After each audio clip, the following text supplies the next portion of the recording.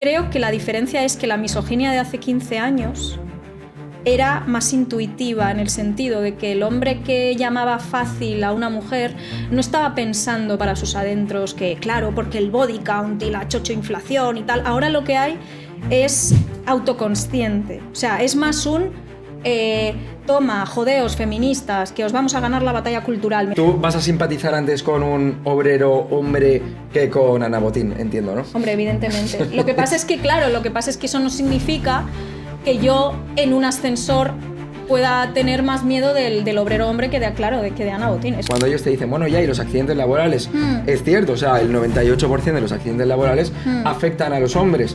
¿Por qué parece que sea de facha hablar sobre esto? Y yo, por supuesto, que creo que hay que poder hablar de esto y hay que poder hablar también de la tasa de suicidios en hombres o de la drogadicción en hombres. Lo que pasa es que cuando dices, no, pero esto tiene mucho que ver con la socialización en la masculinidad, muchos exponentes de la machosfera piensan que estás diciendo es culpa de los hombres que se jodan. Y una mujer que hablara quizás de la misma forma que habla Gabriel Rufián, quizás nos parecería una soberbia. La leeríamos como una flipada que no sabe obscena, dónde... ¿no? Sí, puede ser. Y No es que sea obsceno, en este caso, Gabriel Rufián, pero sí que creo que hay como ciertos rasgos de este arquetipo de líder que solo se aceptan o solo se toleran cuando quien habita ese rol es un hombre. A partir de hoy, los hombres cobran y las mujeres no. Eso te lo suelen decir el 31, ¿no? Claro, ¿cómo le explicas esto a un chaval que está de camarero y está cobrando 900 pavos al mes, pero su jefa es una mujer que está cobrando 1.700 euros o 2.700 euros? El principal factor de riesgo de feminicidio es que te largues de la relación. ¿Por qué los hombres maltratan a las mujeres? ¡Ostras!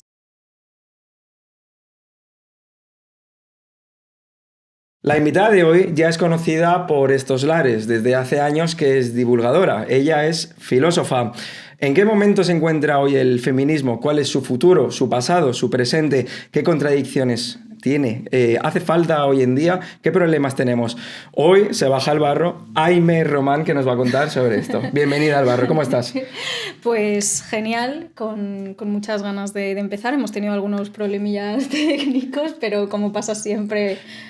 Bueno, estamos en zona afectada por la dana, sí. Entonces los problemas técnicos es lo menor que le ha pasado. ¿Sabes? Ya, es verdad. Bueno, lo primero que le preguntamos a los invitados es quién es. Entonces te tengo que preguntar quién es Aimé Román, y además desde un prisma filosófico entiendo que es una pregunta interesante. ¿Quién es Aimé Román y cómo se define ideológicamente?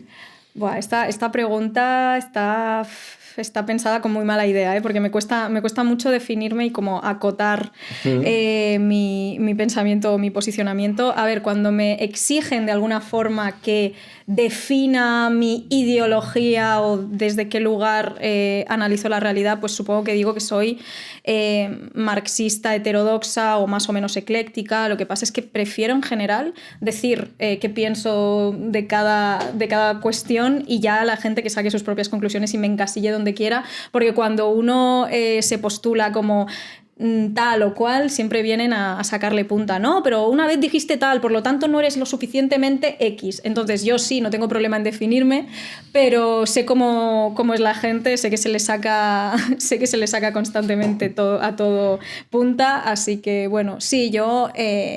soy de izquierdas, soy feminista de clase, antipunitivista, o sea, le puedes ir añadiendo todos los apellidos, adjetivos y apellidos, o sea, no es que no me gusten las etiquetas, no es que tenga miedo de los ismos, sino que bueno, creo que conviene más escuchar el discurso y cada uno que me encasille un poco donde quiera. O sea que más que etiquetarte tú misma, no te etiquetas por cómo te pueden etiquetar, ¿no? También en parte, ¿no? Sí, o sea, no, es porque siempre acabas entrando muchas veces en discusiones estrictamente semánticas y terminológicas y circulares de no, pero no eres lo suficientemente X porque tú piensas tal, y es como, bueno, mira, este es mi discurso, ya está. O sea, yo me defino de esta manera, si tú crees que no encaja conmigo esta etiqueta, etiqueta, pues tú mismo. No, quiero decir que yo no necesito disputarle a nadie, entiendo. ¿sabes? Como la imagen que tenga de mí o dónde me sitúe. Es posible que la audiencia lo escuche si lleva cascos, pero se escucha de fondo un bajo eléctrico, Sí. ¿vale? Entonces se me hace inevitable preguntarte sobre música, ¿vale? Es algo que, como esto es un local de ensayo, pues tenemos que preguntar al principio, sí. ¿vale? Te tengo que preguntar qué música escuchas. Pues escucho death metal melódico y Sabrina Carpenter. Solo. O sea, eclecticismo. No, evidentemente. Quiero decir Claro. como que hay un amplio espectro. Bueno, también Meshuggah, que es gent, que es como ya un género relativamente nuevo de metal, que tiene mucho ruido. No sé muy bien cómo definirlo, si no. Y sí, o sea, yo vengo de escuchar death metal, sobre todo death metal melódico, sueco, In Flames, sus primeras épocas, porque luego se volvieron más metalcore, aunque también me gusta el metalcore. La gente que no sepa algo de metal va a pensar que estoy hablando, no que me lo estoy inventando, ¿no? Pero sí, Dark Tranquillity, bueno, es... Vale. Y luego también, pues, David Bowie y tal, y Pink Floyd, o sea, sí. Bueno, pues por entrar un poco en materia, porque podemos hablar de música Sí, en o sea... momento, pero tenemos el tiempo un poco reducido, Ya. ¿vale? Entonces, bueno, te quiero decir, eres la primera mujer invitada. Ya. Cuesta mucho, no sé si tú también tienes un podcast en Furor, no obstante, y no sé si a ti también te pasa que cuesta mucho, bueno, yo le hablo a muchas mujeres, de hecho le he hablado a muchas más mujeres que a hombres para que vengan, y eres la primera. Cuesta mucho, ¿a ti también te ocurre? ¿Por qué pasa esto? Cuesta más, pero una cosa muy curiosa que también he podido ver es que durante la primera y segunda temporada de No Obstante, cuando no me encargaba yo de la producción o no coproducía o no me ponía yo directamente en contacto con los potenciales invitados y lo hacían hombres de Furor, siempre ocurría esto que parecía que por mucho que mandáramos más invitaciones a mujeres que a hombres, los hombres estaban mucho más predispuestos a venir y bueno, luego hablamos del porqué, pero desde que soy yo la que se pone directamente en contacto con mujeres, las veo mucho más dispuestas y también creo que, no sé, puede tener que ver con que me conocen y saben un poco como el tono. También ahora, no obstante, quizás se conoce un poquito más, entonces la gente sabe que son pues conversaciones sosegadas, donde la gente se puede explayar y no voy a sacar clips de contexto y quizás también por eso están un poquito menos aprensivas, ¿no? Pero sobre todo creo que es eso. Se habla mucho del síndrome de la impostora, pero creo que también hay que hablar de cómo al final ese supuesto síndrome no es algo que simplemente tú te cuentes a ti misma o porque no has tenido suficientes referentes, que también, que eso también hace mucho, sino que al final también es una respuesta lógica y comprensible al hecho de constatar que efectivamente cuando cometes un error tienes además sobre tus espaldas el peso de que se te considere referente o representante de un colectivo. O sea, no vas nunca a un espacio únicamente en calidad de individuo, sino que siempre lo que digas alguna gente lo va a entender como, bueno, pues una representación de lo que piensa el feminismo, de lo que piensan las mujeres. Entonces, eso genera mucha presión y luego además también creo que en general muchas mujeres pues tienen miedo de exponerse por la violencia digital que efectivamente se ceba de forma especial o no necesariamente con más frecuencia, pero sí de forma más virulenta. En ese sentido es más síndrome de impostora que de impostor, ¿no? O sea, sí. Debería llevar más nombre femenino. Sí, totalmente, sí. Pero es eso, como decir que es un síndrome es como decir que es algo que está en tu cabeza y que tienes que desaprender. Y en parte también, pero es relacional. O sea, también el mundo refuerza constantemente que ya, es decir, llamarlo síndrome lo individualiza, ¿no? Claro, es como que claro. No Claro, o sea, sí que creo que hay un punto de que tú interiorizas que efectivamente no estás en posición de hablar de según qué temas, a no ser que te hayas leído 25 libros. O sea, sí que es verdad que tú aprendes que es así y que al final pues te quedas atrapada un poco como en ese bucle de autoexigencia, de presión y de luego hacerlo peor porque te exiges de más, etc. O sea, eso también está, ¿eh? Pero claro, es que también es cierto que se exige de ti o se espera de ti que para hablar con propiedad pues tengas 25 fuentes bibliográficas en formato APA Harvard, ¿sabes? Entonces... Formato APA nos ha dado duro, ¿eh? Claro, entonces, nos ha dado duro. Claro, no puedes hablar solo desde tu experiencia porque entonces se entiende que eso no es conocimiento, ¿no? Que lo puedo entender, pero es verdad que con muchos hombres no veo el mismo grado de escrutinio, ¿no? Pues en ese sentido, ya por entrar bastante en materia, porque queríamos hablar sobre feminismo, te quería preguntar y sé que es una pregunta quizás un poco amplia. Y trillada ya, pero... Sí, seguramente trillada. ¿En qué momento actual ves el feminismo? Pues el feminismo hace ya un tiempo, no es nuevo esto, ¿eh? Esto ya llevo tiempo diciéndolo y llevamos todas o casi todas mucho tiempo diciéndolo. Se encuentra en un momento de repliegue y de...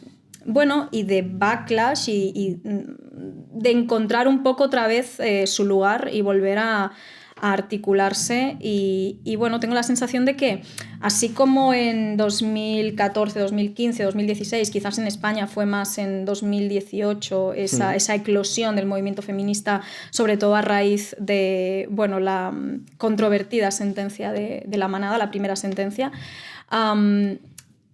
se produjo, ¿no? como ese auge y bueno, pues creo que compramos un poco la idea de que haber conquistado espacios y tener visibilidad y que se estuvieran empezando a poner en el centro del debate público cuestiones que nosotras llevamos años, en mi caso años, pero en el caso de algunas décadas, hablando en espacios feministas, que eso significaba que, bueno, que ya habíamos conquistado esa hegemonía cultural y que nuestras ideas habían calado y no caímos en que realmente el hecho de que se visibilicen ciertas cuestiones no significa que la gente las haya entendido, las haya interiorizado, realmente las aplique en el día a día. O sea, que habláramos de consentimiento entusiasta y informado no significa que realmente la gente en su día a día haya entendido qué es el consentimiento, porque seguimos arrastrando nociones de consentimiento muy problemáticas y creo que, bueno, en ese sentido quizás llegamos a ese momento de visibilidad máxima cuando ya estábamos un poco casi agotadas. O sea, tengo un poco esa sensación. Entonces ya llegamos hastiadas y hartas y entonces no sé si se pudo hacer la pedagogía que se tenía que hacer precisamente por eso. Claro, en parte. Ahora hablaremos de ello más tarde, porque yo creo que lo que ocurre ahora es un auge totalmente antifeminista, que además va de la mano también del auge años, de la extrema derecha, ¿no? Entonces, quitando eso, que lo trataremos más tarde, te quiero preguntar si crees que en algún aspecto la sociedad de hoy en día es más feminista que hace 10 años. Yo creo que lo que ocurre respecto a hace 10 años, sí que creo que sobre todo las mujeres y también algunos hombres, ¿no? Pero sobre todo ese cambio de conciencia se ha dado en mujeres, ¿no? Y por ejemplo, vemos también que las narrativas culturales alrededor de esto, si quieres luego lo hablamos también, alrededor de la soltería y el ser mujer soltera, etcétera, han cambiado también porque las mujeres operan desde otro lugar y porque ya no están eligiendo desde la necesidad, sino cada vez más desde el deseo y desde la voluntad. Y eso pues también está generando muchos desajustes, ¿no? Aquello que decían, que es una frase muy trillada, pero es bastante cierto, ¿no? De que, bueno, las mujeres ahora mismo desean a hombres que en muchos casos todavía no existen, o por norma general todavía no existen, y los hombres siguen como queriendo a mujeres que ya no existen y aferrándose a unos mandatos de la masculinidad que han quedado completamente obsoletos, pero sin encontrar una dirección o sin encontrar referentes positivos u otras formas de habitar la masculinidad. Entonces se les pide que deconstruyan por completo esa masculinidad, pero claro, es como pasar de 0 a 100, ¿no? Como de todo lo que has sido y cómo has aprendido a pensarte y a ver el mundo, de repente tiene que cambiar de golpe, ¿no? Como que no parece haber como una transición fácil en ese sentido. Y bueno, sí que creo que la diferencia es que la misoginia de hace 15 años era más intuitiva, en el sentido de que el hombre que llamaba fácil a una mujer no estaba pensando para sus adentros que, claro, porque el body count y la chochoinflación y tal. Ahora lo que hay es como unas narrativas como muy, muy articuladas, como que todo esto se verbaliza mucho más. Entonces, la violencia machista de ahora es, sobre todo cuando es violencia verbal, ¿no? O como hablan hombres machistas de las mujeres, es más expresiva, es más, ¿cómo decirlo?, autoconsciente. O sea, es más un toma, jodeos feministas, que os vamos a ganar la batalla cultural, mientras antes era antes el era un asentamiento cultural y ahora es antes era ¿no? como no, el sentido común. ¿Sabes? No necesitabas desarrollar todo un aparato conceptual alrededor de que si las mujeres se acuestan con más o menos hombres y por qué lo hacen y con qué tipo de hombres, sino que simplemente habías aprendido que, bueno, que una mujer que fuera más o menos promiscua se estaba devaluando. Y eso lo asumías como pues una idea obvia e intuitiva, y por lo tanto a una mujer que tú consideraras que fuera más o menos promiscua, la avergonzabas llamándola fácil. Que el fácil ya significa que entiendes que es un objeto y que por lo tanto, como objeto pasivo que es devaluado con su uso. Entonces ya estabas dando muchas cosas por hechas, pero no pensabas todo lo que piensan ahora los red pills de sí, porque esto es, porque la chochoinflación... O sea, no necesitabas como armar como todo ese aparataje teórico y conceptual ahí cogido con pinzas, pero que al final hay como toda una narrativa, ¿no? Sino que era pues simplemente pues, una cosa que se consideraba lo normal, el sentido común, y ahora viene de otro lugar, ahora es reactivo. O sea, ahora el machismo es reactivo y antes era simplemente pues reforzar el statu quo. Ahora también, pero es como la sensación de que hay que regresar al statu quo. Hay una sensación de que se ha perdido algo, ¿sabes? Lo quería tocar más tarde, pero bueno, vamos a entrar de facto, claro, o sea, claro. No hay problema, o sea, al final esto está así muy estructurado, ya sabes cómo funciona. Ya, siempre ocurre esto. Quizás ese crecimiento, ese auge de movimientos Red Pill, ese ecosistema que han gobernado, que están empezando a gobernar, sobre todo a través de estas narrativas que estás diciendo de que pues quizás antes era el status quo y ahora es más como una respuesta además dañina, ¿no? Perniciosa, que quieren con esa voluntad. ¿Crees que esto forma parte, porque muchas veces se ha criticado, de que evidentemente creo que unidimensionarlo es reduccionista, pero ¿crees que se ha sabido comunicar el feminismo hacia los hombres? Creo que en general no se ha sabido comunicar, pero no hay tampoco una respuesta o una fórmula simple, y creo que desde el feminismo tenemos que poder construir espacios donde discutir esta cuestión de, bueno, vale, ¿qué hacemos con los hombres? ¿Cómo interpelamos a los hombres? Sin que automáticamente parezca que estamos comprando los marcos de la ultraderecha o que estamos validando esta idea de los red pills de que las mujeres somos como bienes de primera necesidad, mercancía o bienes de consumo que hay que redistribuir, y que el problema es que ahora ya no tienen acceso a las mujeres, ¿no? Sí que creo que hay que hablar del malestar que expresan muchos hombres, pero hay que, yo creo, saber desenredar cuando hablamos de un malestar que tiene que ver con que, bueno, pues en general somos una generación cuyas expectativas vitales se han truncado, y quizás muchos hombres están interpretando como, digamos, esas expectativas de vida que no están pudiendo cumplir, las están interpretando en clave de masculinidad frustrada, en clave de, claro, el problema es que ya no puedo ser el padre proveedor, claro, el problema es que ya no puedo tener X número de conquistas sexuales y por lo tanto validarme como un hombre viril, ¿no? O sea, como que creo que muchas veces la raíz del problema tiene mucho que ver con cuestiones que en realidad afectan a las mujeres, afectan al colectivo LGBT y que tienen que ver con la precariedad y con la soledad que nos asola, nunca mejor dicho, a todos, y con la atomización y con la pérdida de comunidades, sobre todo presenciales, ¿no? Entonces yo sí que creo que hay un malestar masculino que se puede politizar desde el feminismo, pero hay que tener siempre muy claro que una cosa es el malestar que viene de pues no poder cumplir con unas expectativas o con unos mandatos o con, digamos, unos hitos de la masculinidad tradicional que han quedado fuera del alcance de muchos hombres, porque digamos, realmente ya no se pueden ajustar a esa idea de ser un hombre, pero es que no tendrían que estar ajustándose a esa idea de ser un hombre. Y otra cosa es una parte que también es una rabieta que tiene que ver con haber perdido el acceso al cuerpo y al trabajo, digamos, reproductivo no remunerado de las mujeres. Es decir, para intentar como sintetizarlo o resumirlo un poco, sí que hay que hablar de los malestares de los hombres sin validar las razones o explicaciones o las causas que a este malestar achaca la ultraderecha, que es, no, el problema es que se ha feminizado la sociedad, el problema es que antes vivíamos todos genial y los hombres en absoluto estaban explotados en el trabajo, no, antes estaba todo muy bien. Bueno, no, o sea, antes no estaba todo muy bien, y creo que bueno, que se les está vendiendo a los hombres, que se les ha arrebatado la posibilidad de vivir una vida que en realidad a los hombres de clase trabajadora de hace 50 años tampoco les llenaba.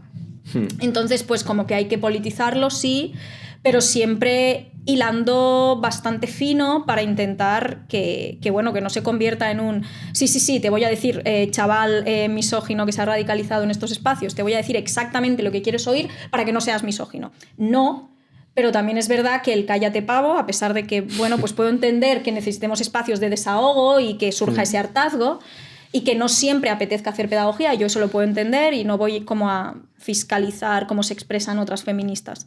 Pero es verdad que, bueno, que como estrategia política no ha funcionado. ¿Eso significa que hay que tratar entre algodones a todos los hombres y decirles, ay, pobrecitos, que no tenéis que responsabilizaros de nada? No. O sea, tampoco significa eso, ¿no? Que muchas veces se reduce al absurdo. Pero sí que creo que tenemos que pensar en cómo hablarles desde un lugar distinto y cómo hacerles ver que realmente, o sea, no es cuestión de que los problemas que tienen no sean reales, sino que no beben en la mayoría de los casos de donde ellos creen que beben. Mira, cuando yo empecé a familiarizarme con los términos feministas, que era yo creo que 2014, 2015, 2016, nociones básicas rudimentarias. Sí. Claro, yo he tenido actitudes, las tengo y las tendré seguramente, actitudes muy machistas, y claro, la pedagogía que ejercían sobre mí era, oye Alex, pues mira, este comportamiento que estás haciendo obedece a esta lógica por esto y esto. Y sí que es verdad que a día de hoy me encuentro a muchos chavales que reproducen ese tipo de comportamientos, pero que las mujeres feministas que se acercan a ellos es como, te señalo y deja de hacer esto, ¿sabes? Es como, no veo esa pedagogía que sí que veía hace 10, 15 años. Ya, porque ha habido un hartazgo y están quemadas. Cosa que entiendo totalmente, es que lo entiendo. Sí, o sea, que lo puedo entender, ¿eh? O sea... Lo entiendo, lo que ocurre que creo que eso en parte ha dejado cierto vacío que ha generado una frustración, y esa frustración es la que tú me estás diciendo, no tenemos que dejar que sea la ultraderecha la que aproveche este vacío y lo succione de manera que se entren en las narrativas que no capitalice. Entonces, claro, te quería preguntar, claro, vemos que la brecha de género en la mayoría de sectores, de casos, afectan mucho a las mujeres, pero por ejemplo, cuando ellos te dicen, bueno, ya, y los accidentes laborales, es cierto, o sea, el 98% de los accidentes laborales afectan a los hombres. ¿Por qué parece que sea de facha hablar sobre esto? Yo creo que ya nos hemos acostumbrado tanto a detectar silbidos de perro, dog whistles, ¿no? Que son como estas formas sutiles de hacer ver a la derecha y a la ultraderecha que estás de su lado, ¿no? O de intentar colocar ideas que puedan reforzar imaginarios y argumentarios machistas, que cuando alguien da un dato que se suele utilizar en esos contextos, ya parece que la única forma posible o la única razón por la que tú podrías dar ese dato es porque quieres problematizarlo desde ahí, porque quieres decir, no, que el feminismo no, ¿sabes? O sea, como que quieres culpar de alguna forma a las feministas, ¿no? Yo sí que creo que se tiene que poder hablar de estas cuestiones. Ahora bien, sí que es verdad que muchas veces cuando se habla de cómo no, claro, pero los accidentes laborales, la mayoría los tienen los hombres. Primero, que se deja de lado todos los accidentes psicosociales o todas las enfermedades profesionales que afectan más a las mujeres. Y claro, es como, bueno, vamos a hablar de... Quiero decir, no es una cuestión de decir y tú más, ¿no? Pero bueno, es como cuando se habla del sinhogarismo en hombres, pero no se habla de cómo muchas mujeres que no tienen para estar en un hogar o están en burdeles o están con su maltratador. Entonces, quiero decir que a veces hay realidades que son menos visibles, pero tampoco hay que invisibilizarlas. Ahora bien, lo que dices de esto... creo que lo que rechina a muchas feministas es que hay una parte de esa reacción antifeminista que lo que ha hecho con el trabajo es venderles a los chavales la idea de que las mujeres están todas trabajando en la oficina con un buen sueldo, trabajos bien cualificados, ya digo, bien remunerados, y bueno, que están pues tan panchas, mientras los hombres están todos en la mina deslomándose, ¿no? Y realmente como que la mayoría de la gente está en la oficina, la mayoría de la gente no está en la obra ni está en la mina. Ahora bien, es verdad que esos trabajos pues están masculinizados, ¿no? Yo no controlo tanto de este tema en particular, sé que hay feministas que controlan más sobre esto, pero sí, yo por supuesto que creo que hay que poder hablar de esto. Y hay que poder hablar también de la tasa de suicidios en hombres o de la drogadicción en hombres. Lo que pasa es que cuando dices, no, pero esto tiene mucho que ver con la socialización en la masculinidad, muchos exponentes de la machosfera piensan que estás diciendo es culpa de los hombres que se jodan. Y lo que estás diciendo es, no, es que este sistema tampoco está beneficiando a la mayoría de los hombres, que son de clase trabajadora. Entonces, de la misma forma que a los hombres se les vendió el concepto de la hombría y de, pues de ese orgullo, ¿no? Esa virilidad castrense para que estuvieran dispuestos a poner el cuerpo y a perder la vida en guerras donde no se les había perdido nada, porque eran hombres de clase trabajadora que ni les iba ni les venía el porqué de esas guerras. De la misma forma, también este modelo tradicional de masculinidad ruda, desensualizada, como que cosifica, que solo piensa en optimizar, etcétera, realmente sirve para explotar a los hombres. Y se puede hablar de eso. Y no significa que estés diciendo es que los hombres se lo están buscando por ser hombres. No. Estoy diciendo que ese modelo de masculinidad que se vende a los hombres está pensado para poder explotarlos y que ellos crean que se están autoafirmando como hombres. Como digo, esto del orgullo de ir a la guerra y ser muy hombre, porque tal, o sea, estás literalmente siendo el peón de un hombre poderoso, de hombres poderosos, que son los que realmente manejan el cotarro y el patriarcado lo que hace es que básicamente hombres poderosos les digan a la mayoría de hombres que pues son de clase trabajadora y no tienen ese poder, sois de los nuestros, estamos en el mismo bando. Y de esta forma pues hay muchos hombres de clase trabajadora que se solidarizan antes con los hombres de las clases dominantes que con sus compañeras de clase trabajadora. Entonces yo creo que al final es eso, de la misma forma que el racismo también sirve para que nos enfrentemos a la clase trabajadora migrante y no entendamos que son nuestros compañeros y nos peleemos con ellos, porque no, claro, devalúan la mano de obra y es como, vale, ¿y esto por qué? ¿Y por qué le culpas a la víctima? No, como si hubiera un 99% de sindicalización. Y como si a ellos además lo estuvieran haciendo porque nos quieren joder. O sea, no, evidentemente, ¿no? Y lo que tienes que hacer es organizarte con esa clase trabajadora migrante, pues de la misma forma, ¿no? Pues mira, de hecho, por contextualizar un poco, me has hablado un poco de la estructura productiva. Es cierto que hay una división sexual también, o sea, no solo del trabajo, sino de accidentes laborales y de enfermedades profesionales. Sí. Por ejemplo, muchas tareas que han sido dedicadas casi siempre a las mujeres, tareas domésticas o las aparadoras, las Kellys, etcétera, no tenían enfermedades profesionales reconocidas, tan reconocidas como las contingencias comunes, por ejemplo el túnel carpiano u otra, ¿no? O muchas veces te decían, bueno, eso es ansiedad y ya está, ¿sabes? Claro, que esto ocurre mucho, pasa ¿no? mucho con las mujeres, esto pasa muchísimo con las mujeres. Entonces, claro, creo que esto obedece también a que el fenómeno del feminismo ha entrado en conjunción en esta última década con la oleada liberal, de manera que ha habido una conjunción entre feminismo y liberalismo. Sí. Es decir, lo que ha habido hegemónico ha sido un feminismo liberal. Claro.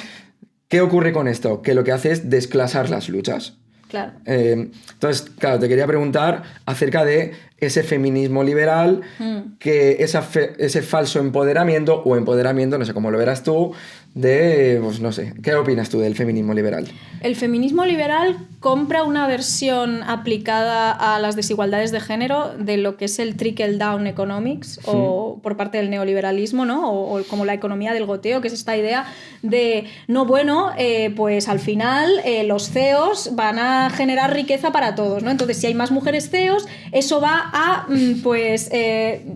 dar como resultado que las mujeres vivan mejor. Y no funciona así, porque evidentemente las mujeres cuando se encuentran en esas posiciones adoptan un rol tradicionalmente más masculino y acaban muchas veces pues siempre poniéndose de parte del patrón hombre antes que de las compañeras mujeres, y esto pasa constantemente. Es decir, creo que parte del problema es como esencializar como la condición de víctima o de persona en una posición vulnerable, y entender que es algo fijo y estable, y que si eres mujer en todo contexto, en toda relación laboral, en toda relación de poder, siempre vas a ser el sujeto como subalterno y sometido. Y hay casos en los que no es así. En la mayoría de los casos, y en relaciones interpersonales con hombres, etcétera, va a ser así, sí. Pero, claro, creo que parte del problema es, como tú dices, o sea, lo que hace el feminismo liberal es decir, bueno, somos todas, o sea, un poco lo que te estaba diciendo antes que hacen los hombres poderosos con los hombres de clase trabajadora, de no, vosotros estáis en nuestro bando, y os vamos a... Mira, os damos un cierto control o poder simbólico, ¿no? Y poder material, porque ahora cada vez menos, pero sí que es verdad que las mujeres siguen en muchos casos teniendo dependencia económica respecto a sus parejas, cada vez menos, por suerte, pero las generaciones anteriores sobre todo.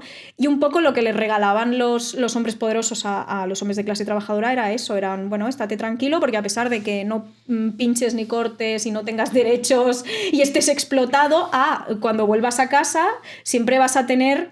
pues un poder sobre la persona que está por debajo de ti, o sea, a nivel, tienes un estatus que no tiene... una relación de poder. Claro, sí, o sea, te regalamos esa parcelita de poder que en realidad es insignificante en comparación con lo que tienen los de arriba, pero tú te vas a creer que eres muy macho y muy hombre porque en casa le puedes decir a la mujer que te haga un sándwich, ¿sabes? Quiero decir...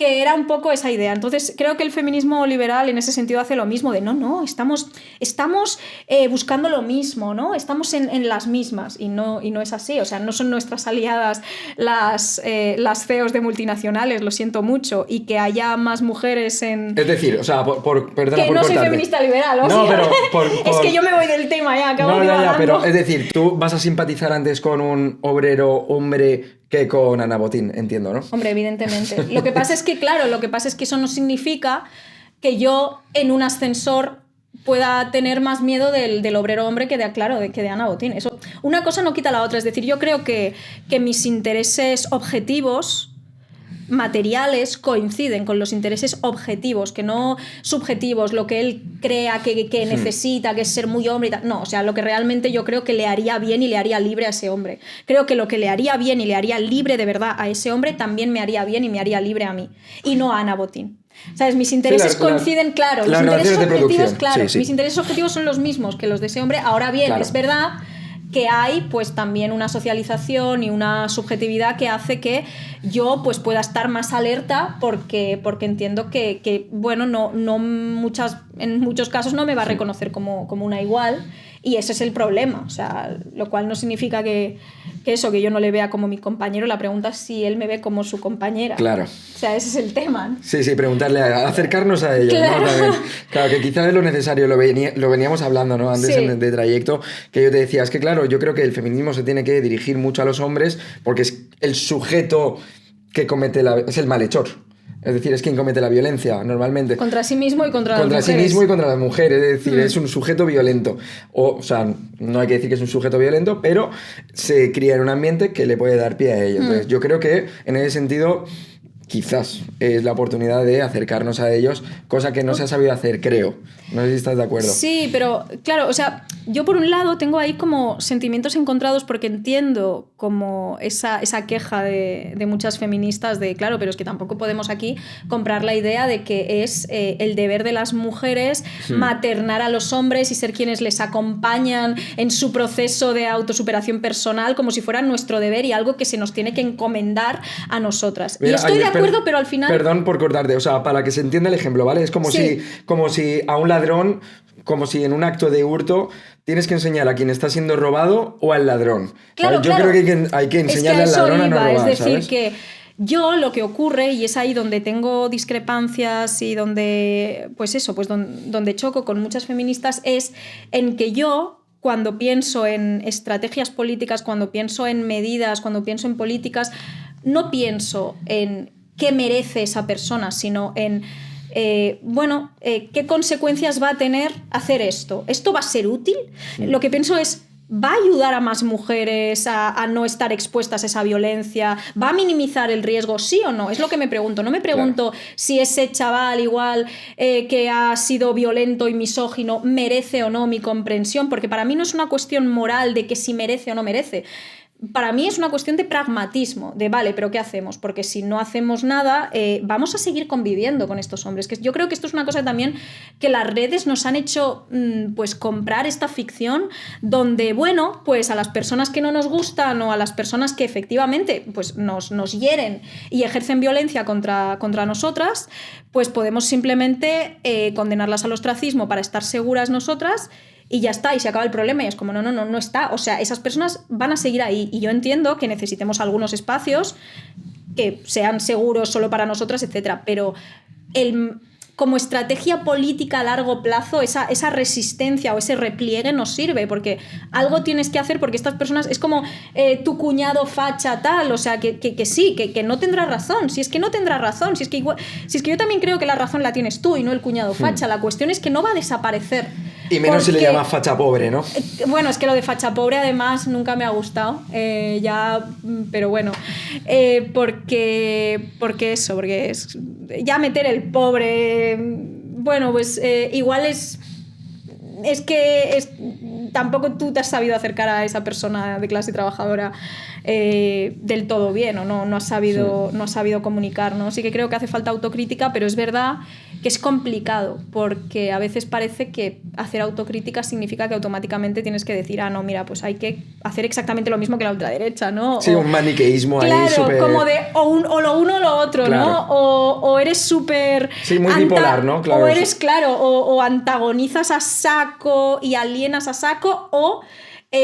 no, sí, es verdad, tenéis toda la razón y nos hemos equivocado nosotras y vamos a hacer todo lo que nos digáis. Es como, a ver, no, eso tampoco es, evidentemente, ¿no? Es como lo que te decía antes, de que hay que buscar formas de poder validar malestares y dolores sin validar o comprar la interpretación que hacen de esos malestares, cómo lo politizan, a qué lo achacan, ¿no? ¿Por qué piensan que están mal? Porque tú puedes decir, vale, estás mal, pero yo creo que estás mal por tal, y que no tiene que ver con que las mujeres sean muy malas porque no quieren ofrecerte sexo a cambio de amabilidad. O sea, no voy a comprar ese discurso, lo cual no significa que yo tenga que negar que estás jodido, ¿sabes? Y yo creo que, un poco, no tengo tampoco respuestas, pero creo que las respuestas van un poco por ahí, ¿no?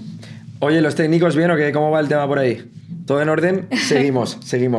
Bueno, estoy totalmente de acuerdo con el tema de que no tiene que ser un binomio, sino más bien un espectro.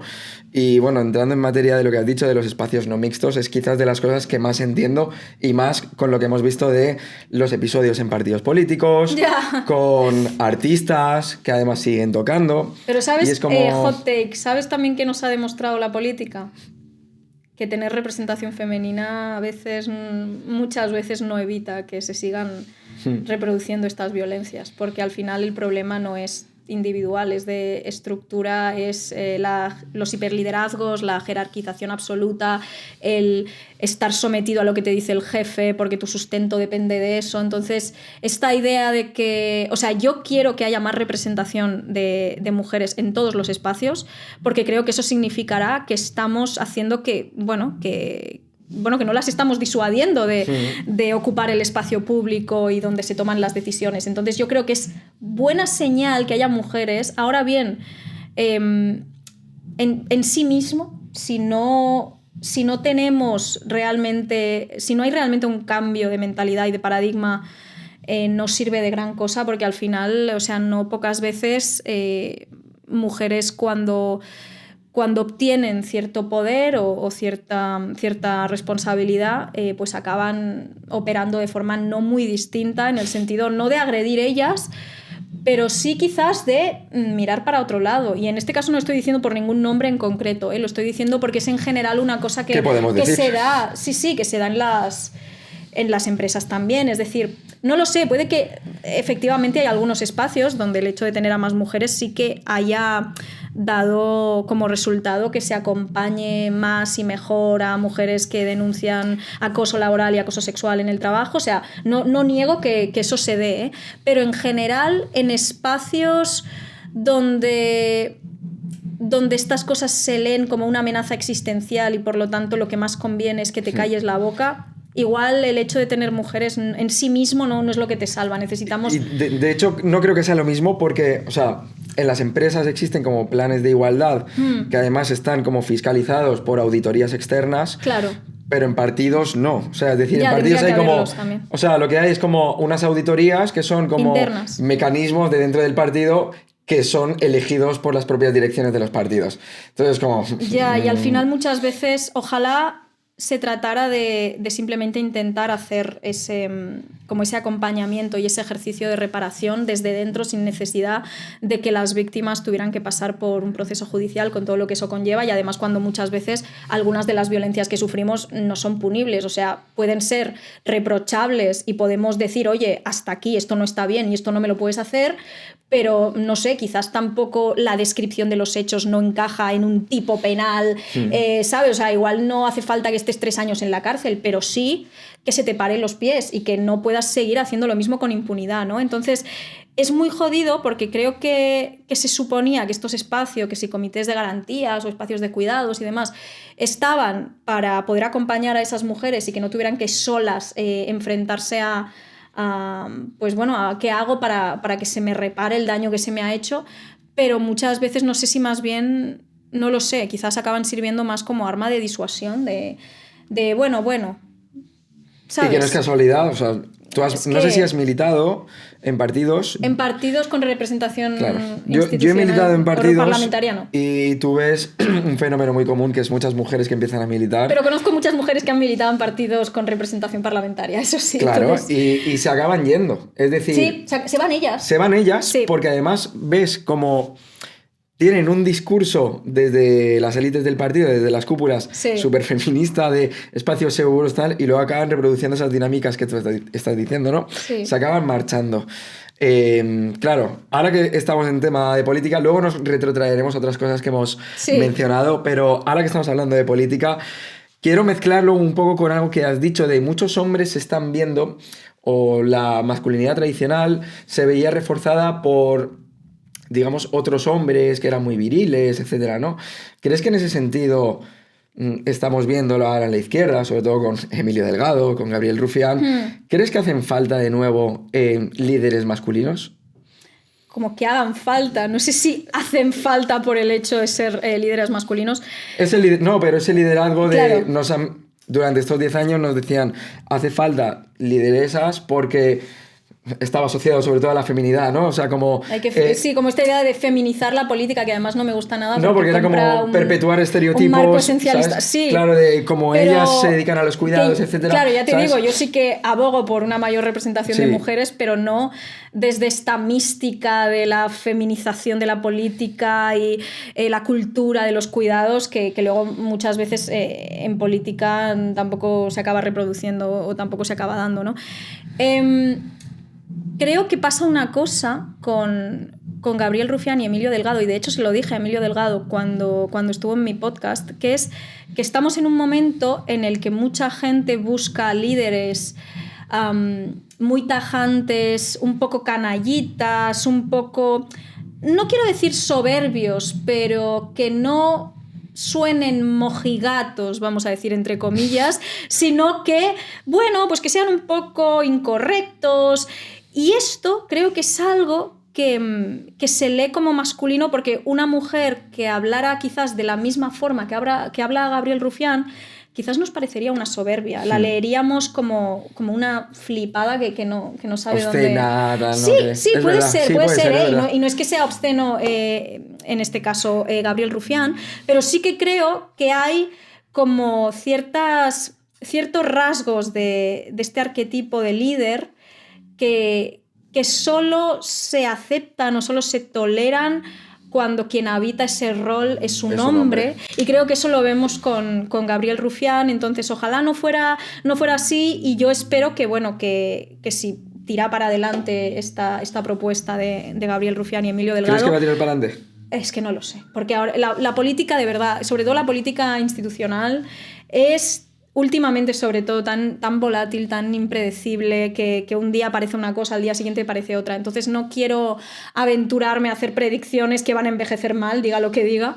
Pero en el caso de que siga para adelante, sí que me gustaría, evidentemente, pues ver más rostros femeninos, pero también por una cuestión no de que, bueno, no, claro, es que las mujeres cuidan y los hombres, o sea, no por eso, sino porque sí que creo que al final necesitamos pues a representantes políticos que, bueno, que más o menos puedan ser una muestra representativa de la sociedad y de quien les vota, y porque no, o sea, hay que normalizar que estén las mujeres en política, y además porque, bueno, porque con algunos temas a veces puede haber algunos ángulos muertos que suelen aparecer más en hombres que en mujeres con respecto a cuestiones de género, etc. Entonces, que no significa que todas las mujeres tengan un máster en estudios de género, ni mucho menos, pero sí que es verdad que bueno, que cuanto mayor sea la pluralidad de voces, mejor, porque creo que va a ser más fácil un poco pues suplir los ángulos muertos del y desde otro, luego, ¿no? mira, yo como persona que ha militado en una organización de izquierdas aquí en Valencia,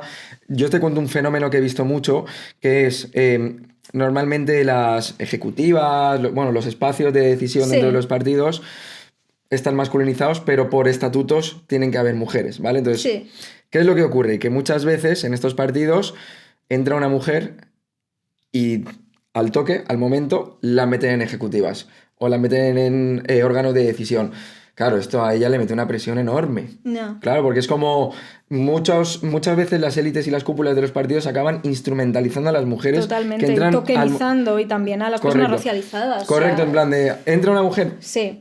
La meto al momento. Entonces, claro, se somete a una situación a la cual no está preparada por cuestiones obvias, porque no ha estado en el transcurso de la política, y entonces acaba, pues, atemorizada, como es lógico, y se acaba yendo. Yo creo que esto ocurre mucho. De todas maneras, yo sí que veo muy bien el cambio de la ley electoral en el que ahora pues, hay listas cremalleras, porque creo que esto obedece a que muchas mujeres se vean representadas y puedan querer participar en la política, cosa que antes no pasaba. Entonces, claro, en relación al tema de las reformas de la ley, donde ahora están las listas cremalleras, donde cada 2 hombres tiene que haber una mujer o cada 2 mujeres un hombre, etcétera, te quería preguntar sobre el tema de las cuotas. Claro, no sé cómo ves tú el tema de cuotas de representación dentro de empresas, dentro de órganos de poder, etcétera. Creo que cuando se habla de cuotas, muchas veces lo que se deja un poco con letra pequeña, ¿no? O lo que se intenta ignorar es que siempre han existido cuotas. Lo que pasa es que eran unas cuotas de 90% hombres, 10% mujeres. Lo que pasa es que, claro, eran unas cuotas implícitas, ¿no? Y que tenían que ver con que, y esto se ha visto también, o sea, hay hasta informes y estudios que, bueno, que muestran cómo cuando los procesos de selección están a cargo de hombres, es más probable que escojan a hombres especialmente para cargos de cierta responsabilidad, ¿no? Entonces, creo que hay un sesgo, y también lo hemos visto en la academia, ¿no? Se han hecho experimentos en los que se entregaba el mismo paper con nombre de mujer y con nombre de hombre, y sacaba mejor nota cuando se entregaba con nombre de hombre, ¿no? Entonces, claro, existiendo todos estos sesgos, yo te diría que sobre todo claro, es que depende también de si estamos hablando de cuotas del 50%, quizás en industrias o en, no lo sé, quizás en sectores donde no hay en absoluto un 50% de mujeres que hayan estudiado para eso. Si ahí me dijeras que hay un 50%, pues igual lo puedo ver más problemático, pero muchas veces... quiero decir, cuando son del 50% esas cuotas, porque muchas veces es menos que eso, pero cuando son del 50%, pues es porque hay un 50% o más de mujeres que han estudiado las carreras o que tienen la formación académica que les toca para ocupar esos cargos, ¿no? Como ocurre con el tema del derecho, de la judicatura, etcétera, y también de profesoras universitarias y demás, que hay más mujeres en las universidades, más mujeres que estudian docencia, más mujeres que tienen másters de magisterio, más mujeres, que creo que hay más mujeres en la carrera de Derecho, o al menos es un 50%. Yo lo que creo es que sí que habría que intentar que las cuotas fueran más o menos proporcionales. Es decir, si me dices, no sé esto porque no estoy metida en política institucional, pero si tú me dices que se calcula que aproximadamente de entre las personas que se meten a militar a partidos hay un 20% que son mujeres, pues al menos un 20% de mujeres tendrían que estar en esos órganos, creo yo. Para que sea un poco, creo que son más, probablemente más del 20%, pero te pongo como un ejemplo muy a la baja. Entonces yo creo que el problema de entender que las cuotas son discriminación positiva es entender que siempre ha existido una discriminación positiva para hombres, y no solo para hombres, también para personas con un mayor capital económico y social, personas con contactos, personas que han estudiado en institutos o en universidades de cierto prestigio, sí. Y donde, claro. Entonces, yo creo que el problema es que cuando tenemos esta conversación se suele obviar esto, se suelen obviar como todas las formas implícitas, sutiles, pero aún así insidiosas, ¿no? y constantes en las que se... Un poco lo que estábamos hablando al principio del status quo, ¿no? A personas que suelen ser hombres blancos, pero también suelen ser hombres blancos, de clase acomodada, etc., etc., ¿no? Y eso lo vemos cuando vemos también, por ejemplo, que no sé si era... Tengo que mirar el estudio porque no lo tengo aquí. Creo que es un informe o... Bueno, no, pero que decían algo así como que al menos en Estados Unidos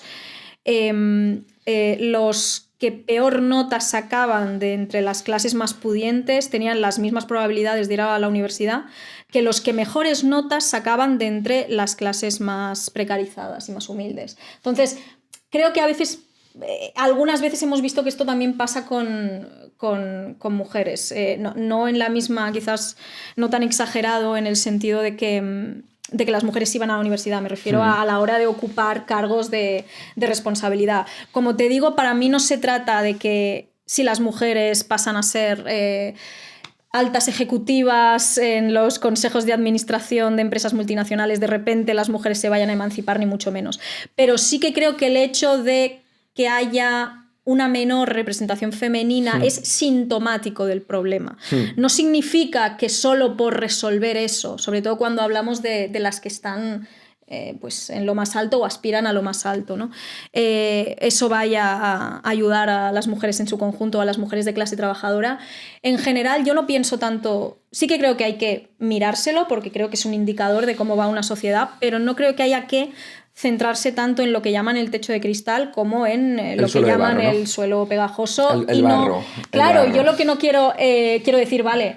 Pero ¿no crees, por ejemplo... Sí. Claro, creo que hay una distinción entre las cuotas que puede haber para cargos institucionales, ya sea dentro de una empresa o dentro de las instituciones políticas, y hay otro tipo de cuotas que son las sociales. Es decir...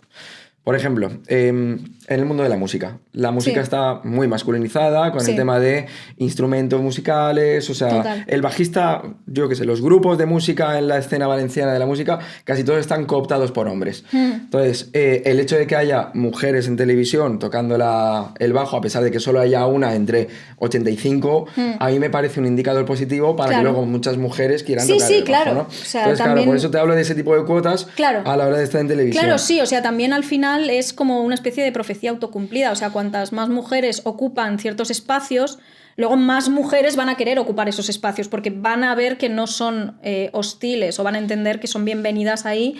Entonces, para mí sí que es algo positivo, ¿no?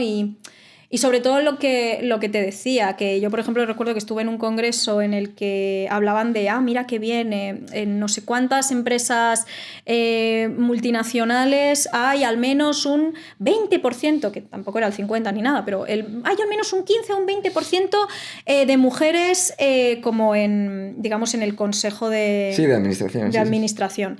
Y claro, yo decía, vale, muy bien, pero ¿cuánto cobran las que menos cobran? O sea, claro, ahora me explotará una mujer y no un hombre, ¿no? Claro, te quiero decir, sí, o sea, está bien en la medida en la que pueda ser sintomático de que, pues efectivamente, cada vez hay menos obstáculos para las mujeres en su conjunto, pero si nos quedamos solo con eso, con si la señorita de clase pudiente está aquí o está allá y no hablamos de las 100, 200, 300 mujeres que trabajan en esa empresa y no ocupan esos cargos, ¿cómo están esas mujeres? Esas mujeres están teniendo problemas de conciliación conciliación, esas mujeres están sufriendo algún tipo de represalia cuando piden, pues eso, pues por ejemplo, claro, cuando, sí, o cuando piden que se les suba el salario, o cuando se quejan de acoso laboral o de acoso sexual, se las acompaña. Esas mujeres cuando piden reducción de jornada porque tienen que cuidar, que ojalá también la pidieran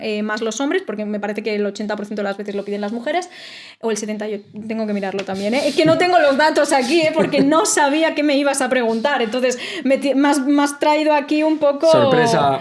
Entonces, claro, los datos no te los puedo dar, así que está bien, no te preocupes, Aina, no te puedo dar los datos, ni te puedo citar las fuentes con APA Harvard, ni con MPA, entonces no tal, pero eso, que claro, que yo quiero saber cómo son las condiciones laborales de la mayoría de la gente, y claro. No, ¿sabes? En plan, bueno, está muy bien que de entre 100 personas migrantes, una sea como pues un ejemplo de autosuperación personal dentro de este sueño americano de la meritocracia, pero si luego resulta que 99 están en la mierda porque la ley de extranjería les ha abocado a pues tener que trabajar sin contrato, tal, pues hombre, pues a mí eso me parece más relevante que si hay uno que es un genio, que es brillante, que sobresale más que ninguna otra persona de su generación, y esa persona, a pesar de ser racializada, ha conseguido todo eso, porque al final lo que nos dicen este tipo de narrativas es, y con las mujeres un poco lo mismo, lo que nos dicen este tipo de narrativas es, no, mira, el sistema está bien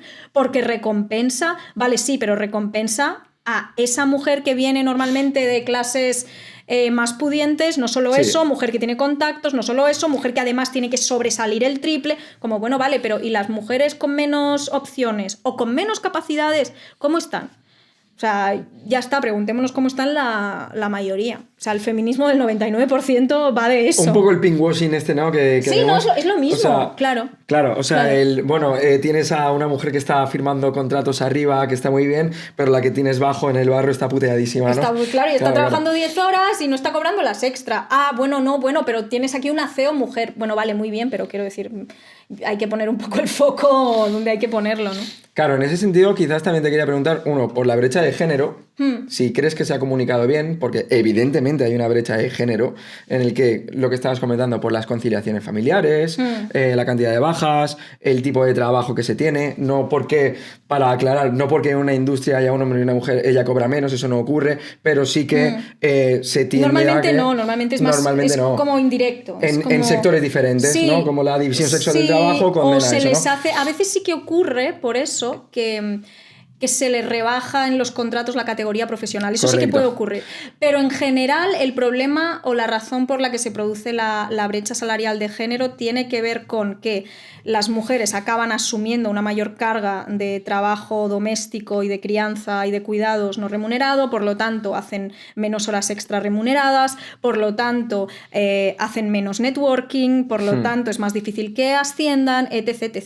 Y al mismo tiempo ese trabajo que están realizando las mujeres y que no está siendo remunerado y que no cotiza de cara a su jubilación, es un trabajo que está permitiendo que sus maridos sí que estén pudiendo acceder a esas oportunidades laborales, ¿no? Entonces, al final sí que se acaba produciendo esa brecha, pero como tú dices, no es tanto un tema de que haciendo las mismas horas en el mismo sitio, el jefe de repente decida que va a pagar menos, podría pasar, pero vamos, que no es en general la causa de la brecha salarial de género, porque efectivamente si todas las mujeres hicieran exactamente las mismas horas, etcétera, y estuvieran dispuestas a cobrar menos, seguramente cada vez más empresarios contratarían a mujeres, evidentemente, ¿no? Y que también se dan en los pluses, por ejemplo. Claro, hay como formas indirectas de... Exacto, por ejemplo, las mujeres que se dedican a la limpieza tienen asociación de riesgos químicos, que eso está muy silenciado y no tienen esos pluses de peligrosidad, pero un hombre que trabaja en un sector químico sí que lo tiene. Exacto. Entonces, como ahí se da. Entonces, yo creo que es algo que no se ha sabido comunicar bien.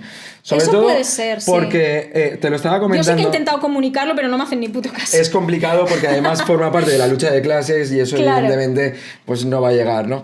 De hecho, te lo estaba comentando antes cuando estábamos viniendo, el tema de, claro, imagínate el 31 de octubre cuando salen desde el Ministerio de Igualdad o cuando salen desde instituciones, de empresas, de la televisión que te dicen, a partir de hoy los hombres cobran y las mujeres no. Eso te lo suelen decir el 31, ¿no?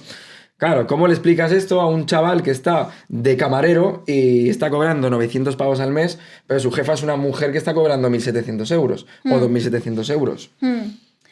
Claro, es que yo aquí, es verdad que este tema es complejo, ¿no? Porque claro, al final, como decía, es a las propias clases dominantes a quienes les interesa hacer creer a los hombres que, bueno, que están en el mismo barco y que si se benefician ellos, los de arriba, pues los de abajo también se van a beneficiar, y de la masculinidad se van a beneficiar muchísimo, porque claro, porque van a tener poder y bueno, y pues eso, pues van a tener su parcelita de poder en casa, ¿no? Entonces eso ya soluciona el hecho de que estén explotados. Pero sí que creo que hay que quizás buscar formas de comunicar de otra manera.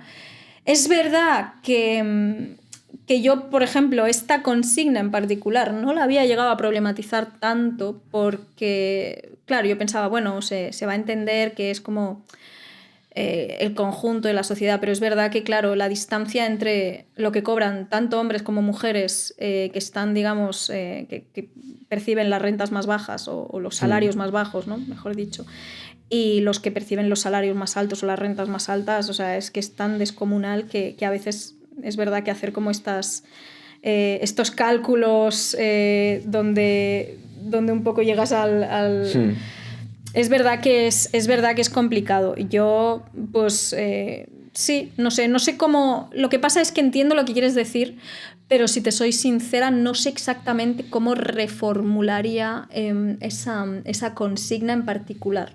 O sea, no sé cómo lo explicaría de una forma que fuera igual de concisa e igual de clickbait.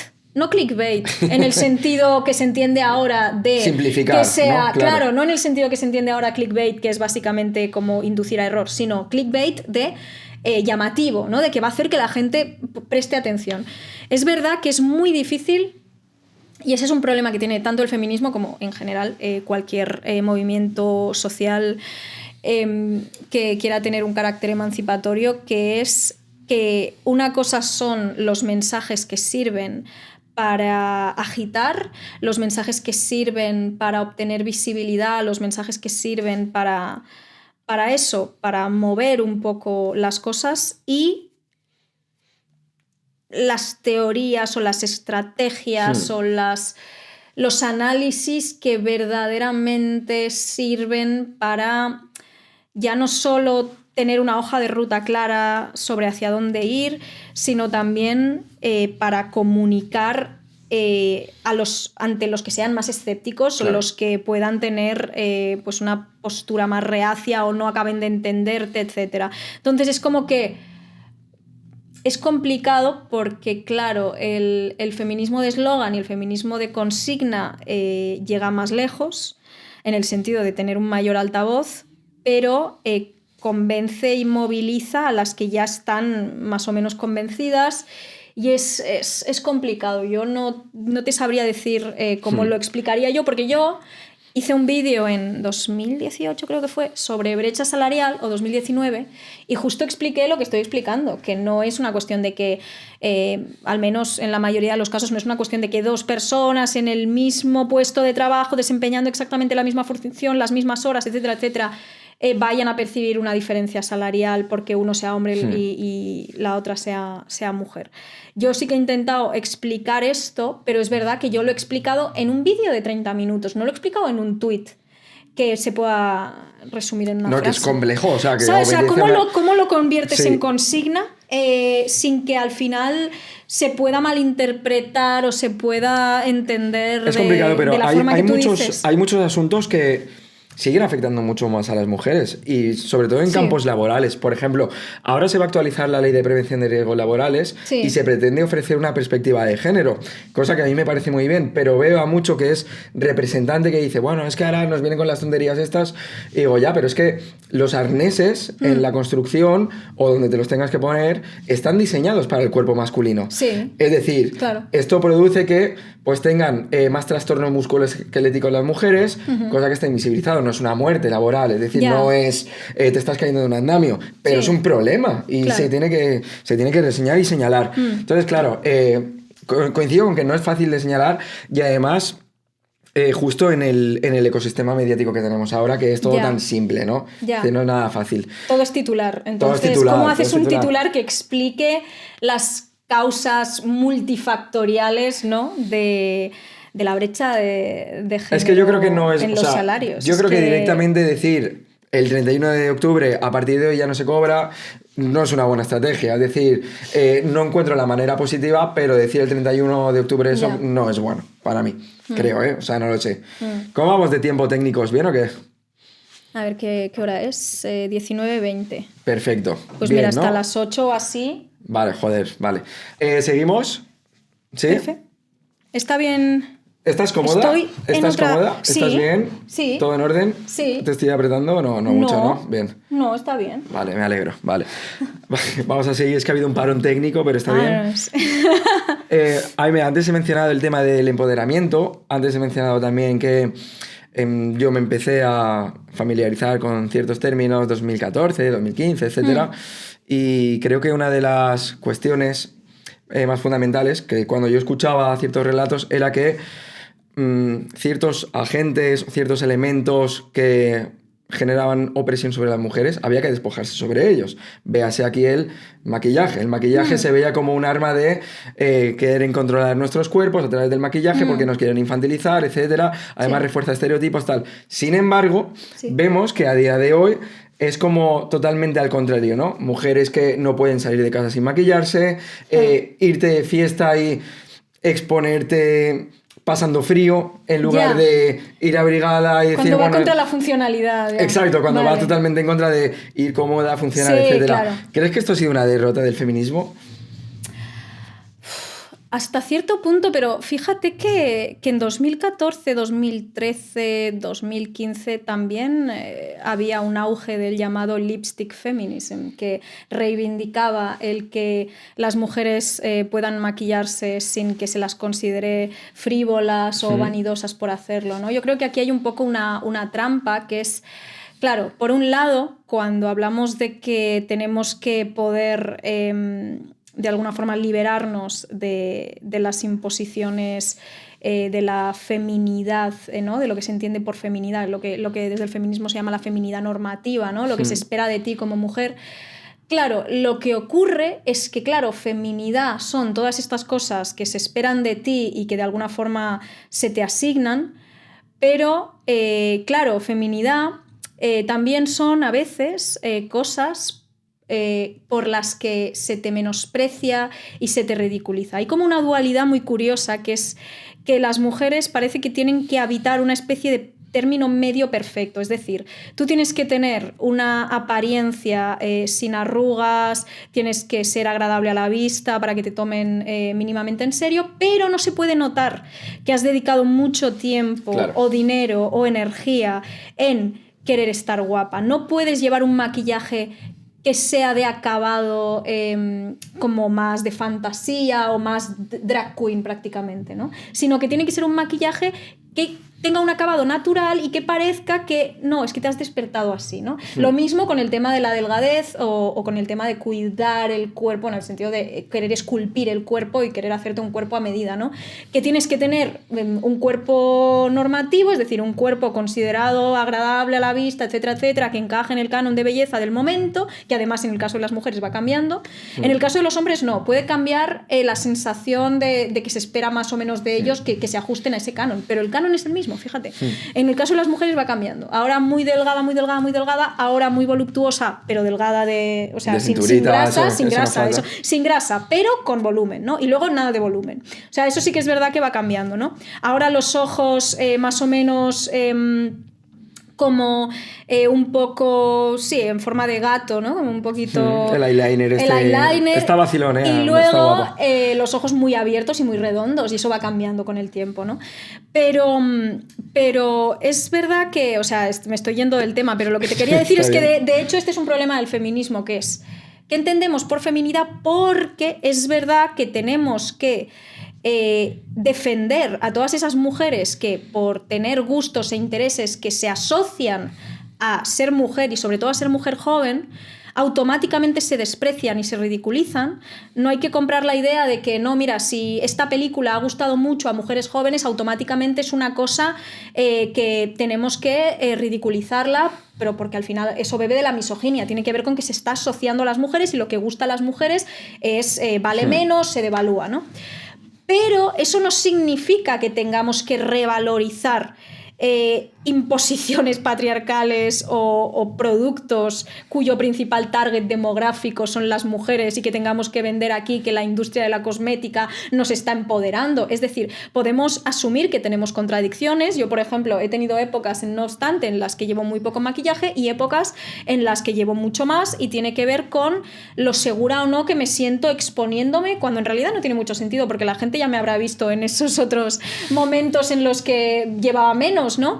Pero bueno, cada una lo navega como buenamente puede, pero no te voy a decir que un maquillaje que está pensado para resaltar las facciones que tengo que más sea, o que esté pensado un poco para generar una ilusión óptica que me permita ajustarme más al canon de belleza, por ejemplo, que me perfile más la mandíbula o que me perfile más los pómulos, etc. Es decir, que no es un maquillaje de fantasía que simplemente me estoy haciendo aquí una mariposa en los ojos, que eso pues igual sí que tiene más de artístico, ¿no? Y ahí podemos entrar en si es una expresión artística, porque sí que creo que hay un punto de eso, ¿no? Pero cuando es un maquillaje que está pensado para tapar, para disimular y para generar una ilusión óptica que te permita, con los claroscuros y con el contouring y todas estas historias, ¿no? Y esto hacer que parezca que tienes los ojos más abiertos y que los tienes más así, tal. Eso está pensado para que tú puedas estar más cerca del canon de belleza del momento, y yo no te voy a decir que eso nos empodere, porque al final es un tiempo que pierdes, es un tiempo que si tú realmente sientes que tienes que estar maquillada para poder ocupar el espacio público, porque si no casi parece que no tienes derecho a estar ahí, o te sientes insegura o lo que sea, pues claro, imagínate, tienes que ir a clase a hacer un examen, pues esa media hora que pierdes tirando por lo bajo, pues es una media hora que no has podido descansar o que no has podido repasar, y tu compañero de clase sí. Entonces yo no creo que se pueda vender como algo empoderante, por ejemplo, el maquillaje o el llevar una vestimenta que en un contexto en el que, por ejemplo, vas a pasar frío no tenga sentido. O sea, porque al final hay que también pensar en términos de comodidad y en términos de funcionalidad. Y bueno, ya te digo, es verdad que... Pero es complejo, porque te diría... Jolín, es que esto es un melonazo en realidad. Porque es verdad que a veces se critica a la mujer que lleva mucho maquillaje desde un lugar misógino, que no tiene que ver con hablar de... ostras, es verdad que esto no nos empodera. Bueno, pero igual esa mujer no te está diciendo que le empodere. O sea, si te dice que le empodera, entiendo que ahí puedes criticar su discurso, pero muchas veces es una frívola, que no tiene nada más que aportar, que no sé qué. Luego, de repente hay un grupo de música que gusta mucho entre mujeres jóvenes y automáticamente vamos a decir que ese grupo es una bazofia. O sea, se devalúan culturalmente y se ridiculizan las cosas que se asocian a las mujeres, y eso tampoco puede ser. Eso no significa que todo lo que se asocia a las mujeres se tenga que revalorizar, porque a veces se asocia a las mujeres porque las mujeres son el target de ese producto, que al final, pues, los que se están aquí lucrando con nuestras inseguridades, pues es una industria que no hay que blanquear, ¿no? Pero eso, pero hay que saber un poco desde dónde criticar, porque es verdad que se puede caer muy fácilmente en el meterse con las mujeres por hacer cosas asociadas a esa feminidad que ridiculizamos. Es como que la feminidad simultáneamente se exige y se ridiculiza. Es que me llama la atención... estar como en el punto medio. Sí, no, me llama la atención porque lo veo como un fenómeno de que, claro, yo muchas veces voy a tomar con mis amigos a un sitio que está cerca de una discoteca. Entonces, claro, cuando son las, yo qué sé, 11 de la noche y es casi hora de entrar en la discoteca y hace 7 grados en invierno y las veo pasando un frío que flipas, digo... Claro. Pero además joder. también están desempeñando ahí un trabajo en el que muchas veces... No, o sea, las que van a pasar, las que van, no te hablo de camareras, sino las que van que digo, hostia, esto no sé hasta qué punto... Igual no tiene mucho sentido, ¿no? Claro, igual... pero bueno, que me parece algo que... Sí, pero depende desde dónde critiques. Sí, no, pero que, claro. es decir, dentro de todos los problemas que tenemos hoy en día me parece el menor, ¿sabes? Por eso, de hecho, quería cambiar un poco el marco. Y no es lo mismo decir, jo, pobrecitas, estarán pasando frío, pues... Me preocupa que sientan que tienen que ponerse así porque si no, no pueden salir de fiesta y ya lo han asociado casi como que es un requisito, ¿no? Una cosa es decir eso y otra cosa es decir, míralas ahí, las cerdas, no sé qué, enseñando las tetas. Claro, es que depende mucho desde qué lugar lo critiques y el por qué, ¿no? Claro, no digo, pobrecitas, tía, o sea, hostia, no sé, yo aquí abrigado con mi chaqueta, tomándome un café, ¿sabes? Y las veo. Claro, pero por eso a eso me refiero que dentro de todos los problemas es el menor. Es decir, hay quien pueda estar viendo la entrevista y diga, hostia, tío, pero es que no la has preguntado por los feminicidios que está viendo. Claro, y quiero ir a eso, ¿no? Es decir, la otra parte hemos criticado un poco ciertos aspectos. También te quiero preguntar... Yo creo que se puede hablar de todo, ¿no? Sí, no, por supuesto, pero claro, hemos tenido como unas lógicas narrativas durante estos años del feminismo, pero sigue habiendo feminicidios a mansalva. ¿Por qué pasa esto? ¿Cómo se puede cambiar?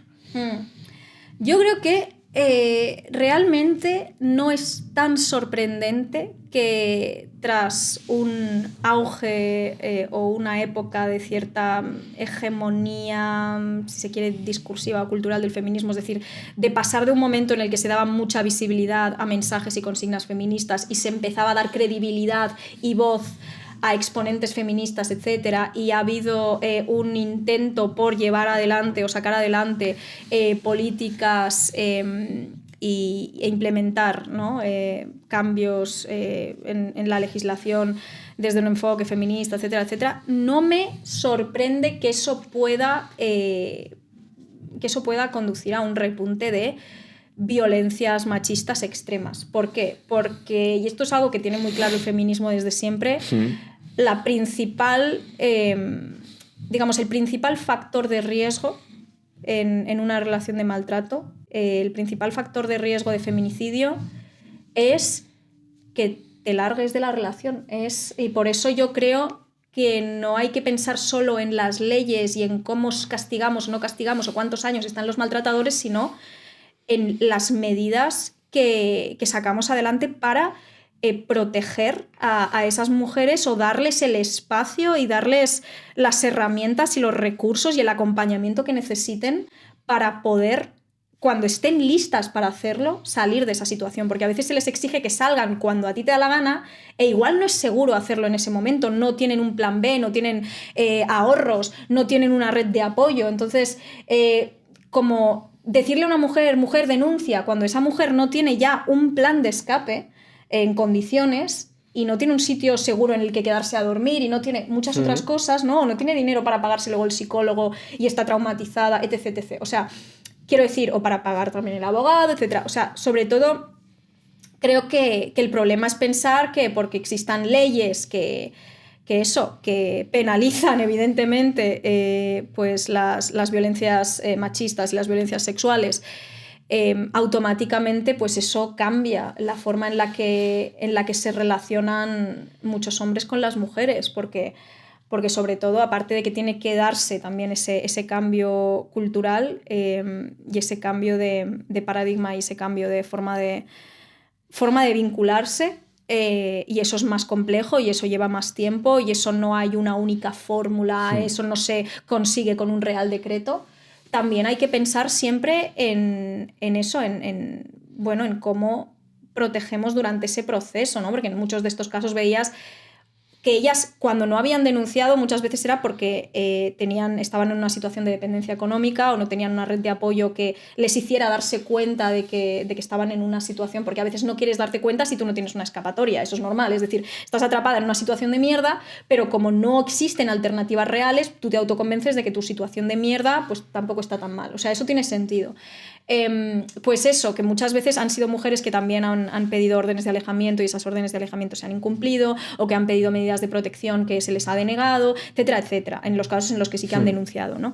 Y en los casos en los que no han denunciado, claro, hay que pensar en, ostras, ¿y qué ha pasado con el entorno que no ha sabido acompañar a estas mujeres, ¿no? Como que tenemos que dejar de pensar en las violencias machistas como una cosa que es un problema de esas mujeres, y en todo caso de esas mujeres y de sus agresores, cuando es un problema, o sea, hemos fallado todos como comunidad y como sociedad a esas mujeres, o sea, y eso también tiene mucho que ver con la atomización y con que cada vez conocemos menos a nuestros vecinos y con que cada vez vivimos más acelerados, o sea, es que hemos dejado tiradas las personas vulnerables, eso también incluye a los niños, o sea, que también si todo el mundo estuviera más pendiente de cómo están los demás, los que tienen alrededor, probablemente sería más fácil encontrar la manera de que no se llegue a esos extremos y que cuando una mujer esté preparada para abandonar una relación exponiéndose a esa violencia reactiva, bueno, violencia reactiva se usa a veces, es un término que se usa a veces para referirse a personas maltratadas que se vuelven contra su maltratador, así que no voy a decir reactiva, pero quiero decir como reacción a que te están dejando, es decir, de que ya no tienes control sobre esa persona y entonces lo que haces es quitarle la vida, ¿sabes? O sea, desde la lógica del maltratador, claro, si la persona está completamente sometida, quizás no necesitas levantar la mano. Te quería preguntar eso porque quizás es una pregunta tonta, pero creo que puede como esclarecer espero que a muchos hombres que nos estén viendo. Sí. Porque además seguro que tú también lo has notado, que tu audiencia no sé si será muy masculina, la mía es muy masculina. La mía es 50-50. Ojalá pudiera decir eso. ¿Por qué los hombres? Bueno, a veces 45-55. Sí, bueno, pero va oscilando. Está súper igualada la mía está ¿eh? muy asimétrica, muy asimétrica. Ojalá tengo que aprender a trabajar en ello. Lo estaba hasta que vine yo y ahora se está empezando a igualar. Sí, sí, sí. De hecho, creo que Mía Skylar le decía alguna vez que por fin ha conseguido tener audiencia femenina. De hecho, a ver si se viene en algún capítulo también. Claro, la pregunta es, igual es una pregunta tonta, pero ¿por qué los hombres maltratan a las mujeres?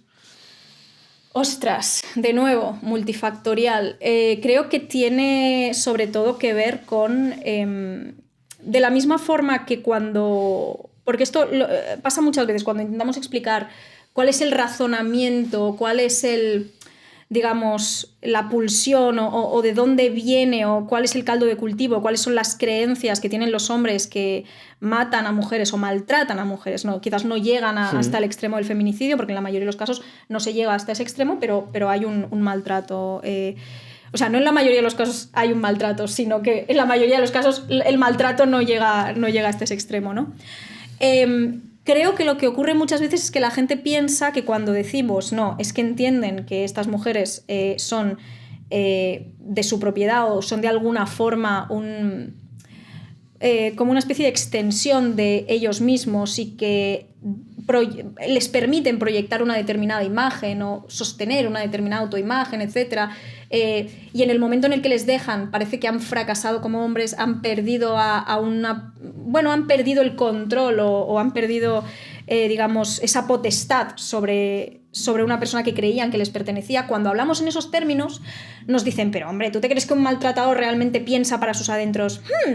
Es que creo que las mujeres son propiedad. Es como, no lo piensa verbalizándolo de esta manera, de la misma forma que yo no creo que el típico chaval que dice que una mujer tiene mucho kilometraje esté pensando para sus adentros, yo suscribo la noción patriarcal de la respetabilidad sexual femenina, claro, según la cual las mujeres se devalúan cuando tienen... No se lo dice así, pero la creencia implícita es esa. Lo que pasa es que él no va a decir en voz alta, me pasa esto, creo que las mujeres... No, o sea, porque es una cosa como que tiene... como de forma más inconsciente, o sea, pero sí que creo que van por ahí los tiros, o sea, que es básicamente que ese hombre siente que debería tener libre acceso a el cuerpo, como decía antes, el trabajo reproductivo, la sexualidad, la atención de su mujer, que hasta cierto punto le pertenece, que es de su propiedad, y en el momento en el que obtiene esa autonomía, pues eso no lo puede permitir y pierde ahí un poco. Y también tiene mucho que ver con eso, con el hecho de lo que tener una mujer a tu lado también implica a nivel de pues la imagen que proyectas como, bueno, como padre de familia, como, o sea, también va un poco por ahí, ¿no? Porque no vas a ser el divorciado fracasado, ¿no? Entonces, como que también hay un punto de vergüenza, de he fracasado como hombre porque me deja mi mujer, ¿sabes? Hay un punto de eso, o me deja por otro, ¿no? Entonces, van un poco por ahí los tiros. No creo que se pueda explicar solo desde el punto de vista de problemas de salud mental, pero también es verdad que al final la salud mental no es una cosa separada de la sociedad en la que se producen estos problemas de salud mental. Entonces yo entiendo por qué muchas feministas dicen no son enfermos, no son psicópatas, son hijos sanos del patriarcado. Entiendo lo que quieren decir, pero es que un hijo del patriarcado no está sano.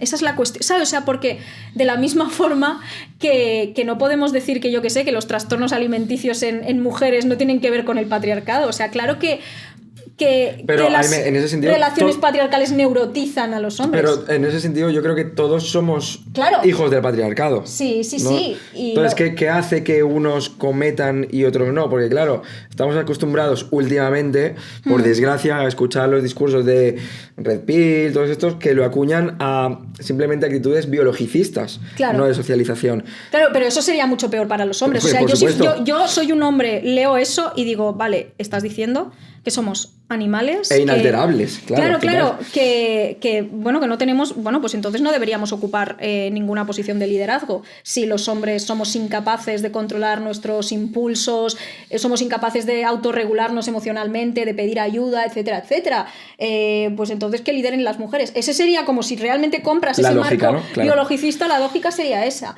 Pero claro, yo de hecho creo que respeto más a los hombres que los exponentes de la machosfera, o que soy más optimista con los hombres, o eso, doy más el beneficio de la duda a los hombres que la machosfera. O sea, porque la machosfera os condena a ser, pues eso, pues pobres víctimas de sus instintos más primarios que no tienen ningún grado de libre elección, ¿no? De libre albedrío. A ver, evidentemente, pues no se trata de eximir a nadie de la responsabilidad sobre sus actos, pero creo que lo que podemos decir es que existe un caldo de cultivo que hace que, bueno, que sea más, que se incentive o que se propicie que puedan darse estas situaciones, lo cual no significa, por supuesto, que todos los hombres vayan a acabar haciendo esto. No quiero caer como en determinismos sociales de, claro, como existe el patriarcado, los hombres inevitablemente van a maltratar tal. No quiero caer en eso. Pero, o sea, es un poco simplemente para tratar de explicar que si no fuera por esas creencias, por ese caldo de cultivo, por esa forma de entender a las mujeres y de entender la propia masculinidad y de relacionarse con otros hombres y de procesar las emociones y sobre todo, pues eso, si no fuera por todos esos factores, creo que hombres que fueran más proclives a ser violentos no serían tan violentos, por decirlo de alguna forma. O sea, que lo que hace... a ver, yo tampoco soy socióloga ni criminóloga, entonces yo te hablo desde... La verdad es que es complejo de explicar, ¿no?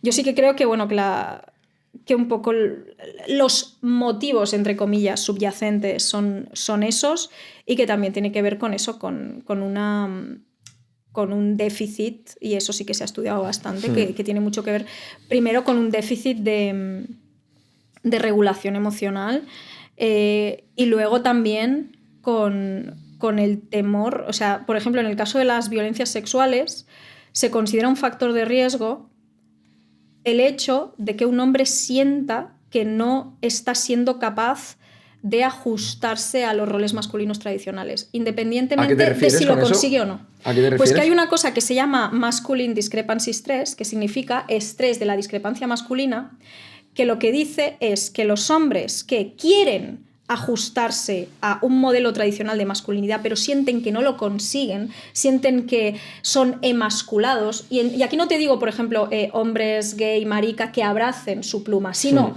hombres heterosexuales que sienten que no son lo suficientemente masculinos, que no encajan en ese rol, pero quieren encajar. Es decir, en vez de desertar de esa masculinidad y decir, bueno, voy a ser, bueno, pues si mi forma de ser o mis atributos no encajan en ese modelo, yo me construyo mi propio molde. No, hombres que quieren encajar en ese molde, que están obsesionados incluso con encajar en ese molde y sienten que no lo consiguen, independientemente de si efectivamente lo consiguen o no, porque a veces sí que son hombres que uno los mira y dice, pero si eres canónicamente masculino, pero tú te crees que no porque te comparas con el colega del gimnasio que es todavía más, ¿vale? O sea, eso es una cosa subjetiva.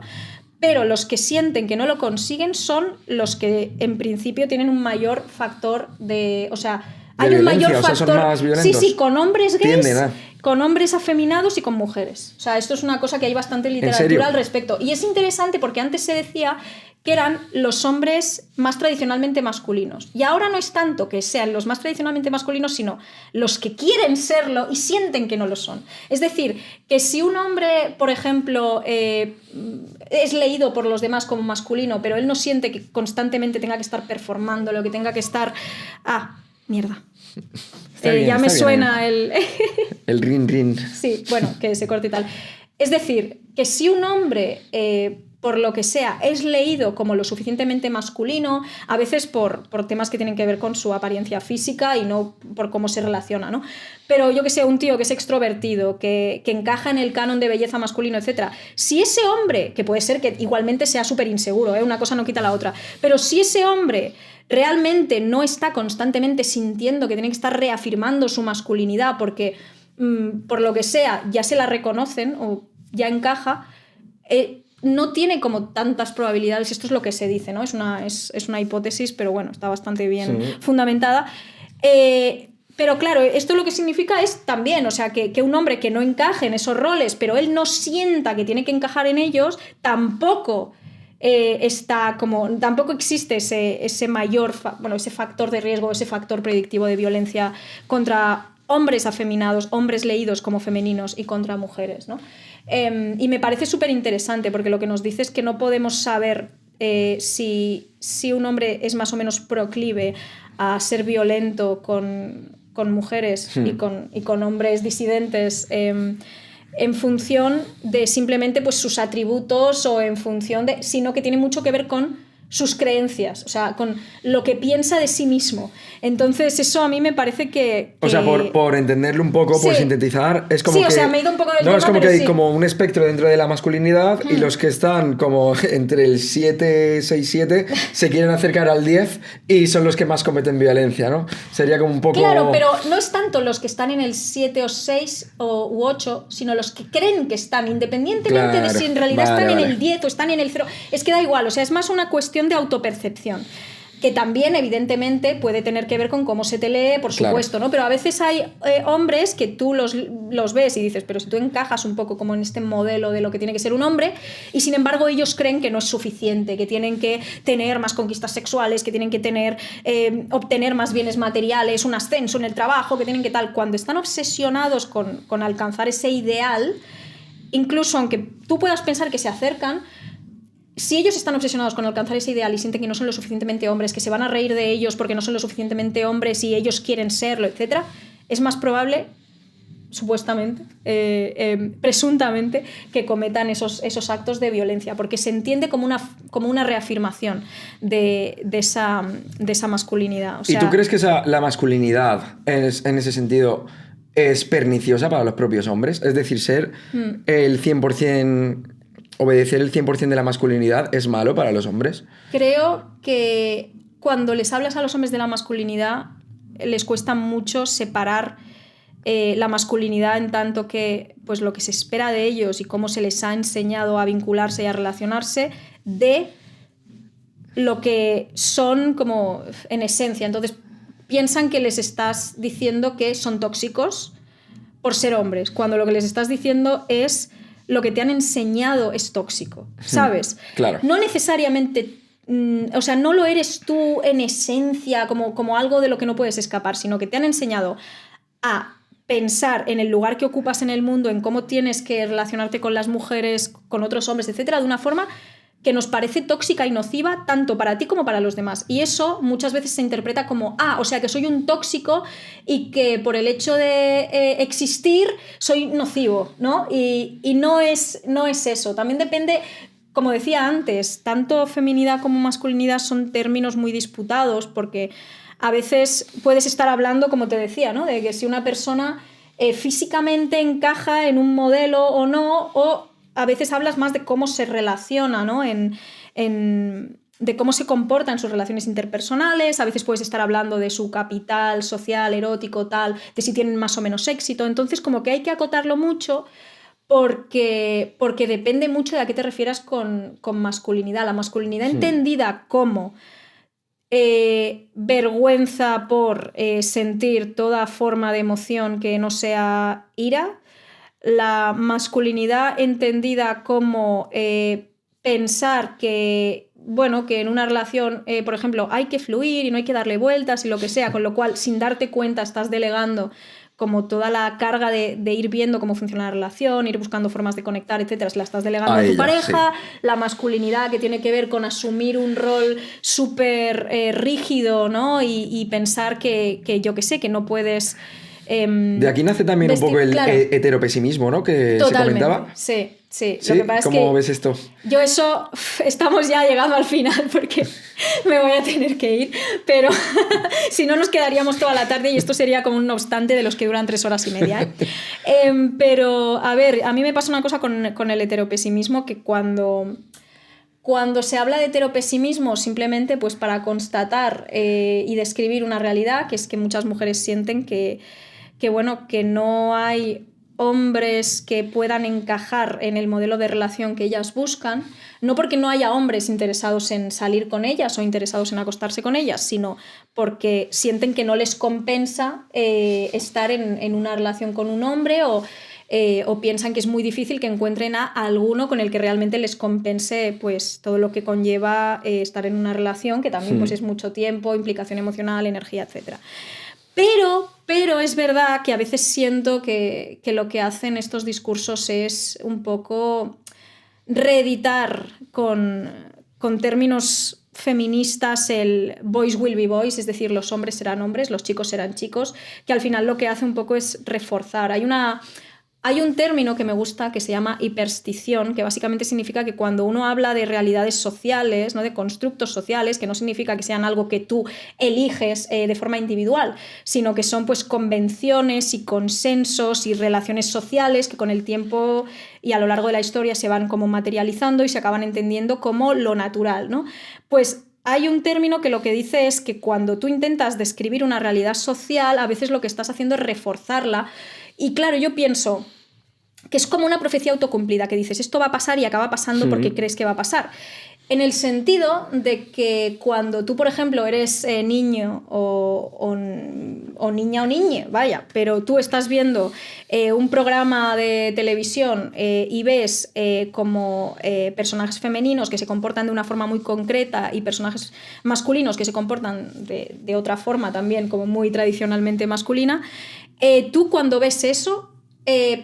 realmente no solo estás pensando, vale, están describiendo la realidad, sino que también todas esas referencias culturales se convierten en tu marco y en tu guía para entender también quién eres tú, qué lugar ocupas. Vale, yo soy un hombre, como este personaje.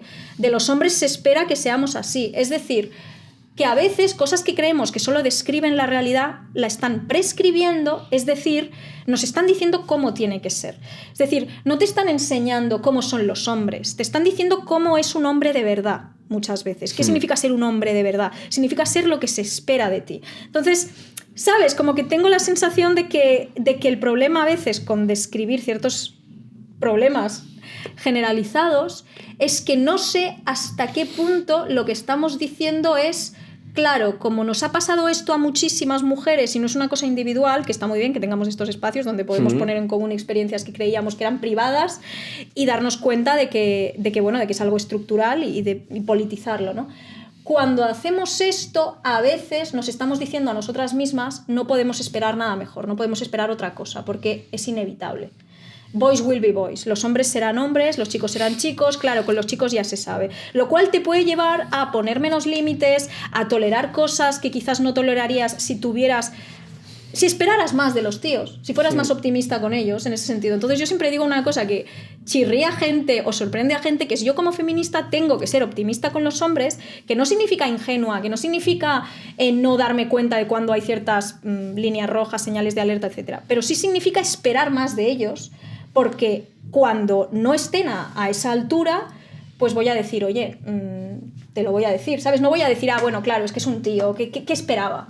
¿Sabes? Y en una relación sexoafectiva, pues igual, o sea, yo no puedo ir con la idea de, no, vale, no vas a... Claro, eres un tío, ya se sabe, los tíos no ponen la lavadora, los tíos lo dejan todo tirado, porque entonces cuando no pongas la lavadora y lo dejes todo tirado, igual voy a soltar como ay, es que estos hombres, ojalá ser lesbiana, exasperado, tal, o se lo voy a comentar a las amigas, pero igual no me voy a indignar tanto como me indigno yo, que sí que espero que un hombre haga todo eso. ¿Sabes lo que te quiero decir? Como que creo que hay que partir de ahí, hay que partir de esperar más, porque eso te hace poder exigir más.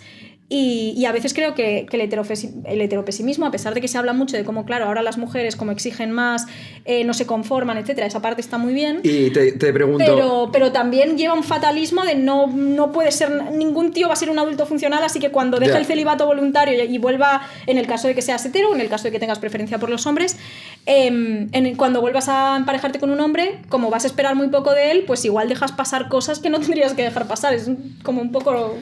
Sí, te quería preguntar también si ese heteropesimismo también se puede dar de hombres hacia mujeres. puede ser. Porque, claro, yo desde hace años... Creo que desde otro lugar, pero desde sí. Desde hace muchos años con mis amigos hablo de mis emociones. O sea, claro. no tengo ningún tipo de problema. Y... Joder, todos compartimos que también muchas mujeres han hecho o han tenido conductas prototípicas que han señalado siempre a hombres. Por ejemplo, todos nos hemos llevado ghosting, love bombing, pues por ejemplo que te dejan de hablar de un día para otro, que te venden la moto y tal, y parece que sea eso tiene que ver con las nuevas formas de relacionarse. Sí, más no, que pero otra cosa. Es decir, es algo que vosotras siempre habéis dilucidado, como habéis tenido ese derecho a hablar de vuestras emociones, se ha dibujado que eso es arquetípico de los hombres, pero muchos hombres cuando hablamos entre nosotros pues decimos, hostia, pues es que a mí también me ha pasado. Y cuando hablas entre los chicos que hablan de sus emociones sobre esto, pues también decimos, joder, es que no nos apetece... Ahora no, porque tengo pareja y es magnífica, pero sí que me ha pasado de decir, es que tampoco me apetece mucho quedar con chicas porque me van a hacer ghosting, van a pasar de mí y yo no me voy a como... reivindicar como masculino y decir, bueno, no pasa nada, soy un macho tal, sino que voy a decir, tío, se ha portado mal, ¿sabes? Lo ha hecho mal. Entonces, claro, en ese sentido, te vuelvo a preguntar, te lo reformulo. ¿Tenemos ese derecho también nosotros, los tíos, a ser heteropesimistas? Sí, pero esto es verdad que esto que me comentas yo creo que tiene más que ver con cómo nos relacionamos... sobre todo en aplicaciones y a través de una pantalla, como que hemos comprado mucho esta cultura de la desechabilidad y del comparar y mira, esta persona me aporta esto, pero esta me aporta esto otro, por lo tanto me quedo con esta, como si fuera ir al mercado, sí, ¿no? Como si fueran cromos. Totalmente. O sea, sí que creo que es como un tema y es verdad que creo que históricamente los hombres han pensado en las relaciones de una forma más transaccional en ese sentido. Pero ahora pues también puede haber mujeres que piensen así y creo que bueno, que sí, que los tíos tienen derecho a decir, oye, no quiero relacionarme con mujeres, sobre todo en estos contextos, porque sin caer en el incelismo, o sea, es decir, porque no, ¿entiendes lo que digo? Claro, ¿no? claro, porque no es un tema de decir, no, es que las mujeres son malas y van a hacerte ghosting porque son mujeres, porque es como no, es que el ghosting sí que creo que es una cosa bastante transversal, o sea, sí que creo que así como otras cosas que se pueden dar en las apps de citas... Perdona, paréntesis, ¿vale? Porque lo estoy hablando con una chica y me dijo, es que nosotras muchas veces, y lo entiendo, hacemos ghosting porque... si damos explicaciones, la otra persona, el chico va a insistir mucho. Es decir, cosa que entiendo. A mí lo que me ha pasado con el tema, o sea, ahora ya por hablar de experiencias personales, a mí lo que me ha pasado de cuando hombres me han echado en cara que les hiciera ghosting, han sido literalmente hombres con los que cuando tenía Tinder, que lo tuve menos de un año, porque dije, esto no es para... Esto, o sea, ni siquiera por un tema de que si te apetece más o menos sexo, si eres más o menos... O sea, no es por eso, es porque no me parecía que... O sea, me parecía que era todo súper anticlimático y que nunca encontraba a nadie con quien conectara, porque empiezas desde la foto... desde esa fotografía y no desde tenemos cosas en común, ¿sabes? Entonces, no desde la descripción. Claro, no desde la descripción, empiezas desde la foto, entonces claro, ya es un lugar un poco más jodido. Pero me habían 2 veces me han reprochado que les haya hecho ghosting, y lo que había pasado es que habíamos hecho match, me habían escrito parrafazos, yo no había llegado a leer esos parrafazos porque no había vuelto a entrar en Tinder, y me dejaran como un... ¿Sabes? O sea, que también... quiero decir, yo no digo que no haya mujeres que también hagan eso, desde luego, que también se quejen de una cosa como ha hecho match y no me habla, ¿no? Pero a veces es verdad que mi experiencia ha sido como, bueno, a ver, si hubiéramos estado quedando... Sí, y dejo no, de claro, hablar, o sea, claro, ghosting en el sentido claro, estricto, es decir, no es me hablas una vez y no te respondo, eso claro, no es ghosting. ghosting, Que el problema de ghosting, ¿sabes? Es Claro. como luz de gas, que la gente lo usa para todo. En Claro, plan de, claro. Me dices que tú no recuerdas algo de la misma forma, porque verdaderamente no lo recuerdas de la misma forma, me estás haciendo luz de gas. Entonces, con lo mismo con el tema del ghosting, ¿no? Para mí ghosting es que hayas tenido pues una comunicación más o menos sostenida con alguien, sobre todo si os habéis visto en persona, sobre todo si ha habido algún tipo de contacto físico, y que desaparezca sin dar ninguna explicación. Sí. O sea, eso es el ghosting. Luego ya que alguien se pueda generar muchas expectativas contigo en base a una conversación súper corta y que tú no vuelvas a entrar en esa aplicación y te esté aquí exigiendo atención, pues eso no es, ¿eh? Que no digo que tú te refirieras a eso, pero ha sido mi experiencia cuando me han reprochado ghosting. No, sí, simplemente que yo he tenido comunicación con muchos chicos que se abren a hablar de sus emociones, y es como que coincidimos con que todos hemos vivido ese tipo de experiencias también. Yo es como, claro, desmitifica también un poco ese papel de la mujer como agente eminentemente emocional, ¿sabes? O que siempre sabe exactamente lo que quiere o qué tal. O sea, claro, yo creo que se puede hablar de cómo en líneas generales, y si hablamos como de grupos grandes y comparamos grupos grandes de personas entre sí, pues sí que es verdad que las mujeres tienen por norma general una mayor lo que se llama inteligencia emocional, interpersonal, etcétera, pero eso no significa que esta mujer tenga una mayor inteligencia interpersonal que este tío. O sea, cuando focalizas ya en individuos es mucho más difícil predecir que cuando hablas de pues cantidades más grandes. Sí, y luego una cosa de la que sí que creo que tenéis que hablar los tíos, que estéis dispuestos a hablar de estas cosas, es si os estáis, porque a mí me han llegado mensajes de hombres que han querido hablar de esto conmigo, si a veces os forzáis a tener relaciones sexuales con mujeres que no os atraen, yo las he tenido. O cuando no os apetece, porque... Y al final es una profecía autocumplida de que los hombres siempre quieren sexo. Es como, ¿es una descripción o es realmente una prescripción porque es lo que se espera de ti como hombre, y tú además sientes que, jolín, no vas a desaprovechar esta oportunidad porque partes como de esta idea de la escasez, ¿vale? Pero esa escasez, entre comillas, también ocurre porque a las mujeres se las sanciona se las sanciona desde todos los lugares, ¿no? Por exponerse a tener ese tipo de relaciones, mientras que a vosotros se os impulsa a tenerlas. Por lo tanto, estáis más predispuestos en general. Y es una forma de abuso, realmente es una manera de... Y al final es como que creas unas expectativas y unas recompensas en función de si eres hombre o mujer, relativas a si tienes o no sexo casual, por ejemplo. En plan, a las mujeres se las sanciona y además en muchas ocasiones se exponen a violencia y muchas veces o sea, debido al hecho de que hay muchos hombres que, y esto también hay estudios sobre esto, y de hecho hice un vídeo en el que hablo de eso, hay muchos hombres que dicen que no se esfuerzan cuando es un lío de una noche porque piensan que, bueno, que no, que la que se merece eso es una novia, ¿no? Como que hay mucho de eso, entonces muchas menos mujeres disfrutan, solo el 18% o el 11%, era el 10%, tenían orgasmos en un lío de una noche. Y en pareja igual también, ¿sabes? Claro, entonces... Que lo que quiero decir con eso no es que vaya a ser siempre así o que sea así por el hecho de que no, es que sí, es que tiene que ser solo el sexo bueno, es solo con tu marido, no.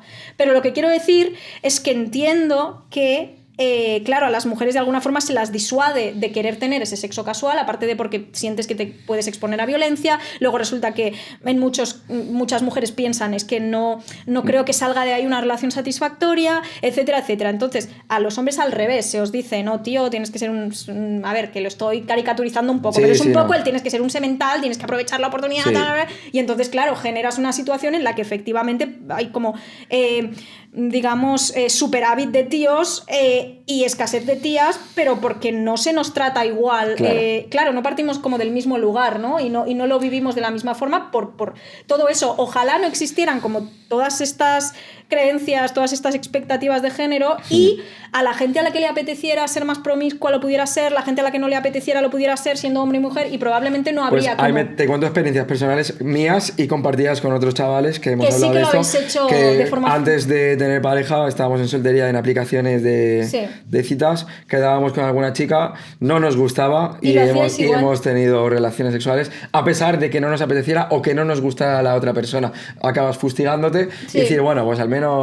Es como, ¿sabes?, que te fuerzas a ti mismo. Y te fuerzas y acabas siendo un infeliz. Y eso ocurre y a muchos tíos les ha pasado y no hablan de ello. O pavos que a mí me escribían y me decían, mira, a mí me atraen muy pocas mujeres, no sé, soy como muy particular, no soy como tan visual como se supone que tienen que ser los tíos, y cuando estoy con mis colegas y ven a una chica como atractiva y tal, esperan de mí que haga como, ¡buah, está buenísimo, tía, tal, no sé qué! Y es como, y me dicen... Pero claro, es que esto no es real, o sea, es como que, claro, al final esta idea que tenemos de no, es que los tíos siempre quieren con todas, es que es una profecía autocumplida. Hemos creado las condiciones para que quieran eso y para que además sientan que se recompensa eso y que no son lo suficientemente hombres si no son así, y en el caso de las mujeres, pues las hemos avergonzado por su deseo. Totalmente. Hemos hecho que muchas relaciones no sean satisfactorias porque no ponen en el centro su placer, y luego decimos, claro, es que a las mujeres no les importa el sexo, solo el amor. Bueno... Pues no crees esas condiciones en las que el sexo muchas veces cuando no hay amor... Ni es satisfactorio, claro. O sea, es que...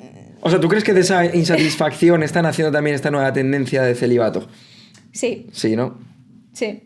Yo creo que están haciendo de ahí, pero creo que es peligroso que... Mira, como persona que fue célibe durante 10 años, o sea, no durante 10 años seguidos, pero durante la mayor parte de su veintena, y no tuvo nada que ver con una posición política, sino con que simplemente pues no estaba en un lugar psicológicamente en el que me apeteciera pasar por todo eso y no me 10 años, ¿eh? 10 años, o sea, yo...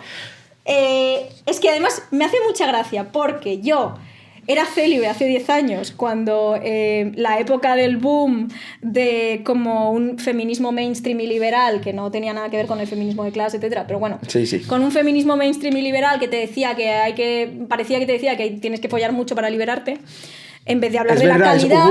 Y yo estaba, entonces era célibe, y ahora que las chavalas están todas con el celibato voluntario, yo desde hace unos años soy sexualmente activa. Entonces es como, no sé si soy trendsetter o de llevar la contraria. O sea, no sé muy bien cómo ha pasado esto. Lo importante es que haces lo que te apetece, ¿sabes? Sí, no, o sea, porque no... Pero creo que está bien que mujeres... ¿Sabes qué pasa? Que yo no... Esto lo he contado algunas veces, pero yo es que no he socializado en la heterosexualidad en el sentido de que yo durante mi adolescencia no sentía atracción por nadie durante muchos años. Entonces, esta cosa de... Sí que he buscado validación masculina desde otro lugar, en el sentido de pues, reconocimiento intelectual, no soy como las demás chicas, tal, pero no he buscado una validación romántica ni sexual. Entonces, claro, yo entiendo que para una mujer que siempre ha sentido que tenía como que estar en una relación y tal, esto de la soltería elegida y esto del celibato voluntario de repente es como un concepto muy nuevo, ¿no? Claro, para mí es como, bueno, ya, pero a ver, entiendo que si estás en un momento en el que no te apetece o no te gusta nadie es lo normal, ¿no? Para mí no es un statement político, ¿no? Para mí la soltería era un estado neutral, no una cosa que significa algo sobre mí como feminista. Claro. Entonces, claro, a mí me parece que está muy bien que mujeres que quizás han tenido siempre muchas relaciones con hombres casi por inercia, como un hábito, ¿no? Porque no sabían estar sin ser novia de... que es súper positivo que esas mujeres estén solteras ahora y puedan centrarse en sus proyectos, en sus redes de amistades, etcétera, para que así, si en un futuro quieren, puedan elegir desde el deseo, no desde la sensación de carencia de ay, no soy suficiente o estoy maldita porque estoy soltera. Claro. Eso está genial. Ahora, si esas mujeres están siendo célibes solo desde el que se jodan los tíos, tal, no sé qué, pues es que realmente esto tiene que ser una cosa que elijas tú, o sea, que un proceso tan personal y que tiene tanto que ver con querer estar bien, tenga que estar mediado por estas narrativas de, es que, jolín, es que yo también me pasa... Yo tengo un feed de... O sea, tengo un algoritmo de Instagram horrible. O sea, yo creo que tengo una burbuja algorítmica porque no es normal lo que yo recibo. O sea, Instagram piensa que soy una mujer heterofatalista tal que necesita constantemente reels de cosas que un hombre jamás entendería bajo ninguna circunstancia. Por eso los hombres no tienen derecho a acceder a nuestros cuerpos porque lo ensucian. ¿Sabes? Es como, ostras, tú, en plan, de verdad, descentrar a los hombres también pasa por poder hablar de otras cosas, como, no sé, poner en valor, yo qué sé, contribuciones de mujeres científicas, poner en valor la literatura feminista y la literatura hecha por mujeres. Me pasa una cosa, poner en el centro a mujeres, pero es que estáis todo el día muy en el centro. Es que, perdona, porque tenemos que ir acabando es un ya. Hot take esto, ¿no? Tenemos que ir acabando, pero antes, mira, lo has mencionado. Claro, yo cuando veo redes sociales, yo veo mucho TikTok, que me sale, mis profesores, pero cuando me salen vídeos de mujeres, siempre hablan de los hombres. Sí. Siempre están hablando de, ¿os habéis dado cuenta de que los hombres tal? O es como, tía, claro. O sea, y lo mismo me pasa con los podcasts, que cuando veo que esto está muy criticado también, desde... Pero no obstante... Claro, no obstante no. No, pero te digo una cosa, que quede claro, no significa que las feministas no puedan hablar de masculinidades, de violencia machista, etcétera, porque evidentemente vas a teorizar sobre eso, ¿no? Pero me refiero a que solo todo tu contenido sea los hombres cuando tal, ningún hombre tal va a entender esto, los hombres... Es que yo no sabía si era mi algoritmo... Como además eslóganes que no son como... Pues desde el feminismo entender la masculinidad para poder criticarla bien y tal. O sea, o para poder criticar como ciertas conductas extendidas y de dónde vienen, etcétera. O sea, que no es un tema de teorizar, porque claro, o sea, no significa que las mujeres no se puedan quejar de nada relacionado con las violencias machistas, pero no sé, creo que también el foco tiene que estar en eso, en poder hablar también de las cosas que hacen mujeres, en poder hablar de tus propios proyectos, en poder, no sé, realmente me pregunto si esta forma como cooptada por el algoritmo de TikTok de heteropesimismo y de este rollito del voiceover y tal, que es como estar sobria de hombres. Claro, yo me pregunto si realmente va a propiciar que mujeres que han buscado siempre mucha validación masculina en el terreno sexual, romántico, tal, y que han puesto a los hombres siempre muy en el centro, si realmente va a potenciar que construyan redes y que realmente tengan proyectos más allá de eso, o si va a ser el contenido de estar todo el día hablando de que los hombres tal. Porque es como... Es que ya entras en un bucle que yo no sé. Entiendo, una cosa es desahogarse con las amigas y otra como que haya un nuevo nicho de contenido. Alimentar una dialéctica, ¿no? Claro. Ay, tío, el otro día vi a una influencer falsa hecha con IA con discurso heteropesimista, pero no era discurso heteropesimista de pongamos la comunidad en el centro, no, claro, era discurso heteropesimista de no necesito un hombre porque las mujeres tenemos que ser empresarias de nosotras mismas, optimizar nuestro tiempo, producir, no sé qué, y es como estamos reinventando el feminismo liberal. Wow, o sea, descentra a los hombres, sí, pero en el sentido de poner en el centro cosas que no tengan necesariamente que ver con la validación sexual o la validación romántica. Eso desde luego lo veo muy positivo como feminista, pero hay como un rollo de volver a meter ahí como la mujer autosuficiente que no necesita a nadie, y es como, hombre, no, vamos a revalorizar otros vínculos que no necesariamente sean románticos, vamos a hablar... Total.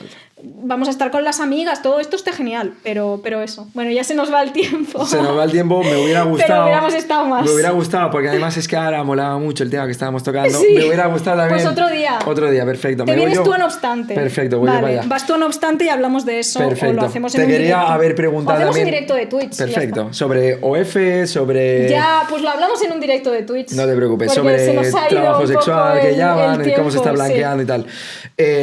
Mira, para acabar, nosotros en este podcast siempre preguntamos, hasta ahora solo le hemos preguntado a hombres porque solo han venido hombres. ¿Vale? También es verdad que es el cuarto capítulo, o sea, tampoco... Bueno, a ver, sí, no te es decir, fustigues. claro, 25% de cuota, bueno, no está mal. Y, soy la cuota, soy un token. Joder, tío, es verdad. Soy un token. Me van a llamar Aliade. con esta entrevista. A mi novio le han llamado plancha bragas y No pasa nada. de plancha bragas para arriba, o sea. Bueno, Sí. solemos preguntar ¿cuándo es la última vez que has llorado y por qué? ¿Ayer? Vale. Porque llevo 2 años de mierda, en plan, que han sido muy satisfactorios a nivel profesional y a nivel de conocer a gente interesantísima que me ha enriquecido muchísimo.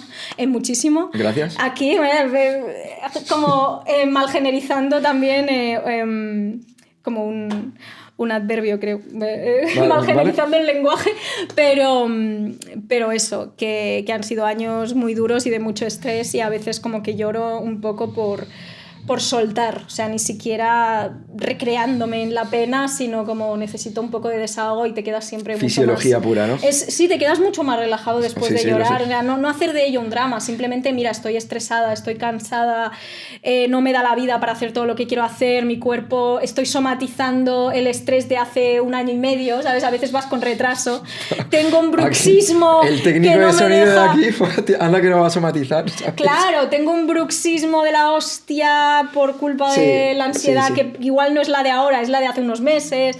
Entonces Total. a veces necesito eso. Y la segunda pregunta es, ¿qué es lo más loco que has hecho por amor?